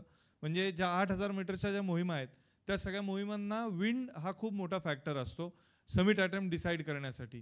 तर आत्तापर्यंत जो आपला अभ्यास होता तो विंडवरती खूप चांगला अभ्यास आहे. आणि आम्ही तिघं रोज ऑलमोस्ट सकाळी 5:45-6 वाजता आमचा कॉल असायचा, संध्याकाळी एकदा कॉल असायचा. तर आधी तिघांचा आमचा व्हॉट्सअप कॉल व्हायचा किंवा फोन व्हायचा आणि मग नंतर मी मामांना फोन करायचो किंवा मामांचा फोन यायचा. सेम दुपारी 4 वाजता एक आमचा फोन व्हायचा आणि त्याच्यानंतर मामांना कळवायचो. पण आमच्या तिघांच्या हे लक्षात आलं होतं एका पॉईंटला की आपण इथं किती पण कुठलेही अभ्यास केला आणि किती रिपोर्ट्स काढले तरी शेवटी तिकडं जे काही घडतंय ते पूर्णपणे लोकल काहीतरी वेगळं घडतंय आणि ते अजिबात प्रेडिक्ट करणं शक्य होत नाही. ह्या कन्क्लुजनला आम्ही आलो होतो. मामांनाही तसं सांगितलं होतं. पण त्यातल्या त्यात असं म्हणतो ना आपण की जे तिथलं लोकलचं जरी नाही कळलं तरी एक बाकी ओव्हरऑल काय घडणार आहे अंदाजे, तर हे आम्ही द्यायचा प्रयत्न करत होतो. पण जसं आता निकुंजनी सांगितलं किंवा सुमित आणि मी पण बोलायचो की आम्ही म्हणायचो की अरे आता तर स्नोफॉल अपेक्षित आहे वेस्ट साईडला आणि तो होत पण असायचा कधी कधी. पण सुमित तर म्हणायचं अरे मला तर समिट क्लिअर दिसतंय. म्हणजे ईस्ट साईडला पूर्ण ऊन असायचं आणि वेस्ट साईडला स्नोफॉल चालू असायचा. आणि जेव्हा आम्ही तिथला त्या रिजनचा स्टडी करायचो त्यावेळेला ओव्हरऑल आम्हाला तिथे स्नोफॉल दिसायचा. पण हे जे 2 व्हॅलीमध्ये वेगळं वेगळं चाललं होतं हे खूप कल्पनेच्या पलीकडचं. आणि ह्यातनं एकच आहे शेवटी की आपण कितीही तंत्रज्ञान आलं, कितीही शिकलो, कितीही आपण संशोधन केलं तरी शेवटी जे निसर्गाचे कॉल असतात ते निसर्गच घेतो आणि त्याच्या पुढे आपल्याला काही करता येत नाही. अशा परिस्थितीमध्ये शेवटी आम्ही डिसिजन घ्यायचं ठरवलं. म्हणजे मी मामांना तर सांगितलं फ्रँकली की हे असं दिसतंय पण तुम्ही जो काही कॉल घ्यायचा तो तिथे ठरवूनच घ्यायला लागेल तुम्हाला. कारण इथलं दिसणं आणि तिकडचं प्रत्यक्षातलं वेदर हे पूर्णपणे वेगळं दिसतंय आत्ता तरी. तर मला असं ओव्हरऑल या वेळेला वेदर अभ्यास करताना जाणवलं. मला वाटतं गणेश आणि अविनाश पण इथे आहेत, त्यांचाही अनुभव तोच होता आणि त्यांचंही मामांचंही त्यांचं बोलणं तेच झालं. तर साधारण असा आम्हाला अनुभव आला. नंतर असं झालं की रोज जे आमच्या दोघांच्या कम्युनिकेशनमध्ये वेदर हा सब्जेक्ट महत्त्वाचा असायचा. शेवटचे 7-8 दिवस तर आम्ही कम्युनिकेशनमध्ये होतो पण वेदर या विषयावर बोलायचंच नाही. तर म्हणायचं मामा आता तुम्ही लोकलच बघा वर आकाशात आणि ठरवा काय करायचं ते. इथपर्यंत ते सगळं झालं. असो एक मी सुरुवातीला म्हटलं तसंच की एक खूप वेगळी मोहीम झाली आणि ही मोहीम उभी राहिली. परत सांगतो की अनेकांच्या सहकार्याने. त्याच्यामध्ये PQ आहे, वॉम आहे, हावरे कन्स्ट्रक्शनचे आमचे सुरेश हावरे सर आहेत, अनेक जण आहेत, नमा आहे, अनेक जण आहेत. यांनी जे काही सपोर्ट केला त्यामुळेच ही मोहीम उभी राहिली. अनेकांनी इनकाइंड मदत केली आणि नेहमीसारखं प्रसारमाध्यमांनी या मोहिमेला खूप सपोर्ट केला. या ठिकाणी माझे मित्र आहेत, गोपाळ आहे, गोपाळ गुरु आहेत, अभिजित बेल्लेकर पण दिसत आहेत मला. सगळ्यांचं प्रेम होतं. नक्की ती ताकद आहे आमची, खूप मोठी ताकद आहे. भारतातनं जगातून पहिला प्रयत्न वेस्ट फेसनी या मेरू शिखरावरती चढाईसाठी केला या टीमने. आपण बघितलं आहे MIA संघातले सगळेच मी परत सांगेन सक्षम होते. पण त्या ठिकाणी जे काय घडत होतं की नॉर्मली हा सीझन खूप चांगला असतो, असं असताना सातत्याने होणारा हिमवर्षाव आणि मग शेवटी मी ज्यावेळेस निर्णय घेतला शेवटचे 800-700 मीटर आहेत ते असे 70-80 डिग्रीमध्ये स्लोप आहे. टोटल ब्ल्यू आईस आहे आणि त्या ब्ल्यू आईसवरती रोज 4 ते 5 फूट नवीन ताजं कच्चं बर्फ, त्याला म्हणतात कच्चा बर्फ, आमचा विमा म्हणायचा, जे हिम पडत होतं ते अत्यंत धोकादायक होतं की एक 2 दिवस क्लिअर वेदर म्हणजे 48 तास आम्हाला स्नोफॉल नको होता, त्याच्यावरती कडक ऊन पाहिजे होतं की जेव्हा त्या ब्ल्यू आईसवर तो थर बसणार होता घट्ट आणि मगच आमचं जे काय इक्विपमेंट आहे ते प्लेस होणार होतं. आणि असंच होतं की 100 मीटरचं इक्विपमेंट प्लेसमेंट चालू असताना पिटॉनच बसत नाहीत आणि मग वरती माझे 7-8 क्लाइंबर आहेत आणि मग जर ते तिथून घसरले तर काय होईल हा विचार डोक्यात येत होता. आणि मग या सगळ्या पार्श्वभूमीवर जेव्हा थांबायचं असं ठरलं तर ते कठीण असतं. पण तुम्हाला सांगतो सेफ्टी खूप महत्त्वाची. म्हणजे हातापायाच्या बोटांना फ्रॉस्टबाईट झालेत, ते कट झालेत, प्राण गेलेत आणि मग ते समिट हातात आलं आहे. तर मला वाटतं त्याला काही किंमत नाही, त्या गिर्यारोहणाला पण काही महत्त्व नाही. पण एक खूप चांगला प्रयत्न आला आणि या आम्ही बरं सांगितलं या कार्यक्रमाचं आयोजन यासाठी केलं की आता खरंच वेळ आली की गिर्यारोहण आता मला वाटतं खूप चांगलं उमजू लागलं आहे, अनेकांपर्यंत ते पोचलं आहे, काय काय घडतं या स्टोरीज बाहेर येत आहेत. आणि अशा वेळेस मला वाटतं ते आम्हीच सांगितलं पाहिजे, कारण हे सगळं बघायला कुठलाही प्रेक्षक तिथं नव्हता, आम्हीच होतो. जे काय होतो ते म्हणजे एक मागच्या थोडं गिरमित्र संमेलनामध्ये आम्ही ज्यांना इन्व्हाइट केलं होतं, फुंजू लामा शेर्पा म्हणून एक नेपाळची महिला गिर्यारोहक आहे, तिला इन्व्हाइट केलं होतं. तिला बोलता पण येत नाही नीट. तिने आधीच प्रांजळपणे सांगितलं की माझी तोडकी मोडकी हिंदी आहे, त्यात मी बोलणार आहे. पण इतकी अफलातून बोलली तुम्हाला सांगतो. तिने जे वाक्य तिथं उद्गारलं ते पण मला आत्ता मुद्दाम झालं. ती बोलताना म्हणाली की त्या नेपाळमध्ये सूम व्हॅलीतनं इतका रिमोट एरिया आहे तो, तिथून ती आली आणि तिने एव्हरेस्ट इथे क्लाइंब केलं. पण त्याही पलीकडे जाऊन ती पहिली महिला रेस्क्यूअर आहे, लॉंग लाईन रेस्क्यू करते. तर ती म्हणली हमारे लीडर तो हमी आहे ना माउंटेनिअरिंग में, आम्हीच लीड करायचं आम्हाला. अशी ती एक वेगळी कधी जमलं तर तिचं यूट्यूब आहे, फुंजू लामा म्हणून महिला गिर्यारोहक आहे. तर एक गिर्यारोहण खूप वेगळं आहे, जे काहीतरी वेगळं तुम्हाला शिकवतं, घडवतं. आणि अशा वेळेस एक वेगळा प्रयत्न, इतका चांगला प्रयत्न, म्हणजे मला असं जाणवलं की हीच टीम जर कुठं फ्रान्समध्ये असते, हीच टीम कुठं US मध्ये असते तर या टीमला काय केलं असतं या टीमसाठी लोकांनी. पण आपल्याकडे पण ते घडणारे, लवकर घडणारे, याबद्दल सगळ्यांना आपण सांगावं यासाठी या कार्यक्रमाला आयोजन होतं. कारण मला विचारणा झाली की अरे तुमची मोहीम तर अर्धवट राहिली, मग तुम्ही त्याचं फिल्म शो करताय, तुम्ही त्याचं कार्यक्रम करताय. म्हटलं मला फिल्म शोपेक्षा हे जे काही सांगतील सगळे अनुभव ते माझ्या दृष्टीने खूप महत्त्वाचे आहेत आणि त्यासाठी तुम्ही सगळे आलात आणि शांतपणे ऐकून घेतलं. तुमचं पण मी खूप मनापासून आभारी आहात, कारण तुम्हीच हे सगळं अजूनही अनेकांना सांगणार आहात. मला जे सांगायचं होतं ते सुरुवातीला पण सांगितलं, आत्ता पण मी सांगत राहणार आहे. आणि या ठिकाणी अजून मी सुरुवातीला सांगितलं आनंदाची बातमी आहे की कालच गिरीप्रेमीच्या जितेंद्र गवार या एका चांगल्या आघाडीच्या गिर्यारोहकाला शिवछत्रपती पुरस्कार जाहीर झाला. तो या ठिकाणी त्याचं एक कौतुक करायचं आहे. पण ही मेरू मोहीम टू बी कंटिन्यूड म्हणलं आहे तर ती होईल, लवकरच ती पूर्ण होईल. प्रेक्षकांमधून गोपाळ एकच आठवण आहे की आम्ही परत येत होतो सगळे, शेवट मागे मी, सुमित आणि मला वाटतं अजून कोण विवेक होता, आम्ही सगळे होतो. आणि खाली परतत असताना विंग कमांडर भट्टाचार्य भेटले. IMFचे जुने मेंबर आहेत, खूप चांगले गिर्यारोहक आहेत, वेटरन माउंटेनियर आहेत आणि त्यांना खूप उत्सुकता. म्हणजे मी सांगतो भारतातल्या दिग्गजांचं लक्ष इकडे लागलं होतं या मोहिमेकडं. आणि ते म्हणाले की उमेश यस मामाजी, अरे आपको तो तपोवन में मिलना था. मी म्हटलं असंच आहे. नाही काय हरकत नाही म्हणले. आणि त्यावेळेस त्यांनी मला उषाताईंबद्दल एक आठवण सांगितली. ते मला माहिती होतं पण आमच्या सगळ्या बाकी मित्रांना ते माहिती नव्हतं. ते म्हणाले अरे उषा कैसी आहे. म्हटलं उषाताई इधर ही आकी गई थी बेस कैम्प में, थोड़ी ऊपर नहीं आ सकी बिकॉज ऑफ बॅड वेदर. तर ते म्हणाले 84 में प्री एव्हरेस्ट, म्हणजे ज्यावेळेस बचेंद्री पाल ही पहिली महिला गिर्यारोहक एव्हरेस्टवरती पोचली तर त्या मोहिमेचं जी प्री एव्हरेस्ट मोहीम झाली होती ती गंगोत्री 3ला होती त्याच भागात. आणि त्या मोहिमेमध्ये म्हणले एका रोपमध्ये उषाबरोबर मी होतो, आय वॉज देअर, आणि दुसऱ्या रोपमध्ये बचेंद्री पाल आणि सोनम पालजोर ज्यांना पद्मविभूषण मिळालं आहे ते होते. त्या आठवणी सगळे ते सांगायला लागले. आणि मग उषाताईंची त्यांनी चौकशी केली. म्हटलं उषाताई अजूनही माउंटेनमध्ये, त्यांना खूप ते छान वाटलं. आणि मला त्यांनी सांगितलं की अरे की उषाताईंचा फिटनेस त्यावेळेस काय होता. उषाताई आज आहेत इथं, 80 त्यांचं वय आहे. आजही त्या माउंटेनमध्ये असतात, आम्हाला भेटायला मेरू बेस कॅम्पला च्या ट्रेकला आल्या होत्या. तर मी मुद्दाम सांगतो, आता त्यांना आवडत नाही आहे सगळं सांगितलेलं, पण उषाताई माफ करा. बचेंद्री पाल एव्हरेस्टवर पोहोचल्या, त्या पहिल्या महिला गिर्यारोहक होत्या आणि पहिलं असणं सगळं वेगळं आहे, पण दुसऱ्याला तिसऱ्याला कोण नाही आठवणीत ठेवत. तर त्यावेळेस वेगळं चित्र खरंच बघायला मिळालं असतं भारताला. पण असो, काही गोष्टी आहेत ते सांगायच्या नाहीत. आणि एक एज बारचा क्रायटेरिया सिलेक्शनमध्ये आणला गेला आणि सर्वात चांगला फिटनेस असतानाही उषाताईंचं वय ते 40 आहे म्हणून त्यांचं सिलेक्शन फायनल टीममध्ये झालं नाही. पण या पुढच्या म्हणजे उषाताईंना मी जेव्हापासून ओळखतो आणि बचेंद्री पाल यांच्याबरोबर पण मला बऱ्याच वेळा उषाताईंच्या बरोबर संपर्क आला, तर कुठेही मला असं जाणवलं नाही की यांच्या मनात त्या बचेंद्रीबद्दल किंवा बचेंद्री पालच्या मनात इतकी त्यांचं मैत्री मी पाहिलं, एकमेकांबद्दल ते इतके आदर करतात.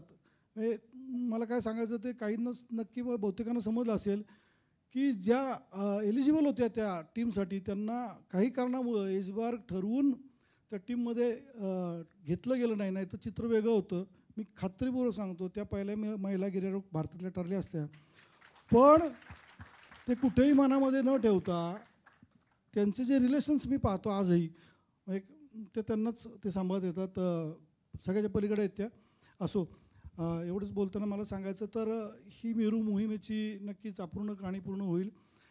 पुन्हा एकदा ही सगळी यांनीच केलं आहे सगळं. ते खूप सक्षम टीम आहे, त्यांच्याकडनं खूप अपेक्षा आहेत गिरीप्रेमीच्या. आणि जितेंद्र या ठिकाणी आहे, त्याला आत्ता बोलवणारच आहोत. वयाच्या 39व्या वर्षी गिर्यारोहणात आला, कुस्ती करायचा आधी पोहायचा, आणि 39व्या वर्षी गार्डन गिरीप्रेमीचा पहिला रॉक क्लाइम्बिंग कोर्स केला आणि गिरीप्रेमीत आला आणि इतकी झपाट्यात त्यांनी कामगिरी केली. त्याची आवड काय आज तर नियमित व्यायाम करणं आणि डाएट हीच त्याची आवड आहे, जीवनाचा ध्यास तोच झाला आहे. अशा जितेंद्र गावरेला मी लगेच इथं ये म्हणतो. त्याच्यासाठी एकदा जोरदार टाळ्या वाजवूयात.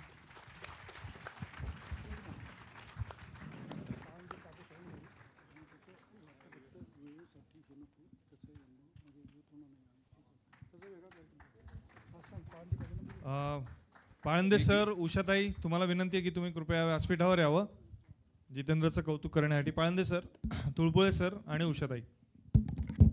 तुळपुळे काका तुम्ही पण या.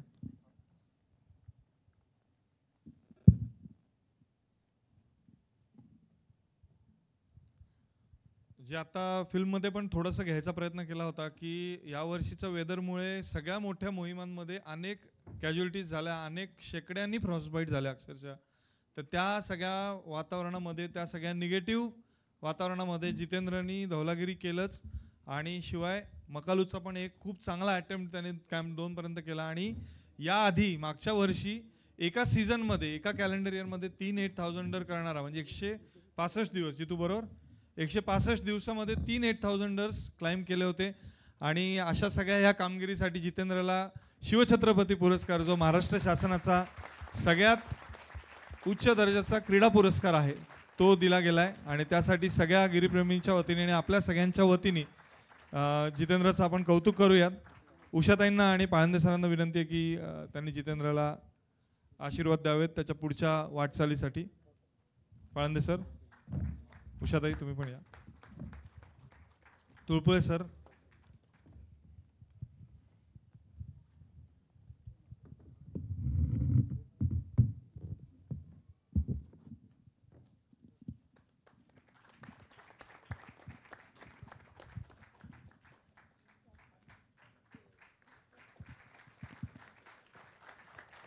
मला वाटतं वेळेअभावी आपण जास्त अनुभव ऐकू शकणार नाही, तर फक्त जितेंद्रला जितेंद्रला विनंती आहे की 2 मिनिटात त्यांनी एक अनुभव सांगावेत. खरं तर खूप उशीर झाला आहे आणि एवढे सगळे मेरू मोहिमेचे अनुभव ऐकल्यानंतर मला असं वाटतं माझा किस्सा थोडासा जुना झालेला आहे. आत्ताच मला पण कळालं उषाताईंबद्दल की 40 वर्षाच्या आहेत म्हणून त्यांना एज क्रायटेरिया. अच्छा, तर आपण हरिश्चंद्राची फॅक्टरी पाहिली असेल सगळ्यांनी, तर मला वाटतं गिरीप्रेमी पण आता एक गिर्यारोहकांची फॅक्टरी झाली आहे. आणि उषाताईंना 40व्या वर्षी एज क्रायटेरिया म्हणून त्यांना एव्हरेस्टपासून लांब ठेवण्यात आलं. आणि मला वाटतं असं काहीतरी नियतीचा खेळ झाला की माझ्यासारख्या एखाद्या गिर्यारोहकाला 40व्या वर्षी पहिली मोहीम करता आली. आणि तुमच्या सगळ्यांच्या अनुभवातनं जी गिरीप्रेमी उभं राहिली, आमच्यासारखे छोटे छोटे गिर्यारोहक, आणि हे सगळं खरं तर यश एकट्याचं नाही आहे. हे माझं मी 2015मध्ये खूप उशिरा इथं असलेल्या बऱ्याचशा क्लाइंबर्सपेक्षा, म्हणजे माझ्यापेक्षा वयाने खूप लहान असतील पण त्यांच्यापेक्षा खूप उशिरा मी ह्याच्यामध्ये आलो. त्यांच्या अनुभव गिर्यारोहणातले माझ्यापेक्षा जास्ती असतील. आणि त्या सगळ्या अनुभवाच्या जोरावर जी गिरीप्रेमी GJIM उभा राहिली त्याच्यातनं कोर्स करून मी पुढं गेलो आणि पाहता पाहता मला 6-8,000 करता आले. आणि मला असं वाटतं की इथं असलेल्या प्रत्येक गिर्यारोहकामध्ये ती क्षमता आहे. पण जसं मामा म्हटले की उषाताई आणि बचेंद्री पालमध्ये काहीच हे नाही आहे, तसं इथं आमच्या प्रत्येकाला प्रत्येकाचं यश आमच्या सगळ्यांचं आहे असं वाटतं. आणि म्हणून आम्ही सगळे ज्यावेळेस फॉर्म भरत असतो छत्रपती पुरस्कारासाठी, त्यावेळेस आम्हाला प्रत्येकाला वाटत असतं की आमच्यापैकी कोणालाही जरी मिळालं तरी त्याच्यात गिरीप्रेमीचं नाव होणार आहे आणि गिरीप्रेमीचं योगदान असणार आहे त्याच्यामध्ये. आणि या भावनेने आम्ही काम करत असतो. गिर्यारोहण मोहिमा करत असताना सुद्धा तीच भावना घेऊन आम्ही जात असतो. म्हणून कदाचित मामांसारखं नेतृत्व, पाळंदे सरांसारखं, उषाताईंसारखं, तुळपुळे काकांसारखं, फौजदार सर अशा लोकांचं जे काय एथिक्स, त्यांचे जे काय सिद्धांत घेऊन आम्ही पुढं चालतो, तर माउंटनमध्ये कुठल्याही प्रकारचा धोका न होता बऱ्यापैकी यश घेऊन येत असतो आम्ही. असं एखादा माउंटन चॅलेंजिंग येतो, निकुंज म्हटलं की इथून मागं आत्तापर्यंत कधी पाहिलं नाही, पण जुन्या काळामध्ये खूप स्ट्रगल करून मोहिमा केलेल्या आहेत. त्याच्या जुन्या फिल्म्स बघितलं तर आपल्याला त्याच्यातनं कळतं की किती स्ट्रगल होतं त्या काळामध्ये. आणि तरीसुद्धा मोहिमा जायच्या, यश अपयश ह्याच्याकडे न पाहता काम करत राहायचे. आणि त्या सगळ्या प्रेरणादायी स्टोरीज बघून मी स्वतः कितीतरी वेळा घरामध्ये जुन्या फिल्म्स बघितलेल्या आहेत, ज्याच्यामध्ये खूप चांगला ऑडिओ व्हिडिओ नसताना सुद्धा त्या खूप प्रेरणा देऊन जातात. आणि मला वाटतं त्यातनंच मी घडलो. आणि हे सगळं यश मला वाटतं संपूर्ण गिरीप्रेमी संघाचं, परिवाराचं आहे. आणि मी खरंच मनापासून आज आभार मानतो सगळ्याच गिरीप्रेमीच्या सिनियर आणि ज्युनियर सगळ्याच कार्यकर्त्यांचं आणि फाउंडर्स मेंबर्सचं सुद्धा. आणि मला वाटतं फार बोलणं उचित नाही होणार. कधीतरी प्रसंग आला तर नक्कीच एक्सपिरियन्स शेअर करायला आवडेल मला, पण फार बोलणं मला आत्ता जास्त उचित नाही. आणि लवकरच फक्त एक्सक्लुझिव्हली जितेंद्रचा एक कार्यक्रम गिरीप्रेमीकडनं होईल, ज्याच्यामध्ये त्याची ही सगळी वाटचाल आपल्याला ऐकायची आहे. त्यामुळे तू सांगायचंच आहे तुला अगदी नक्की.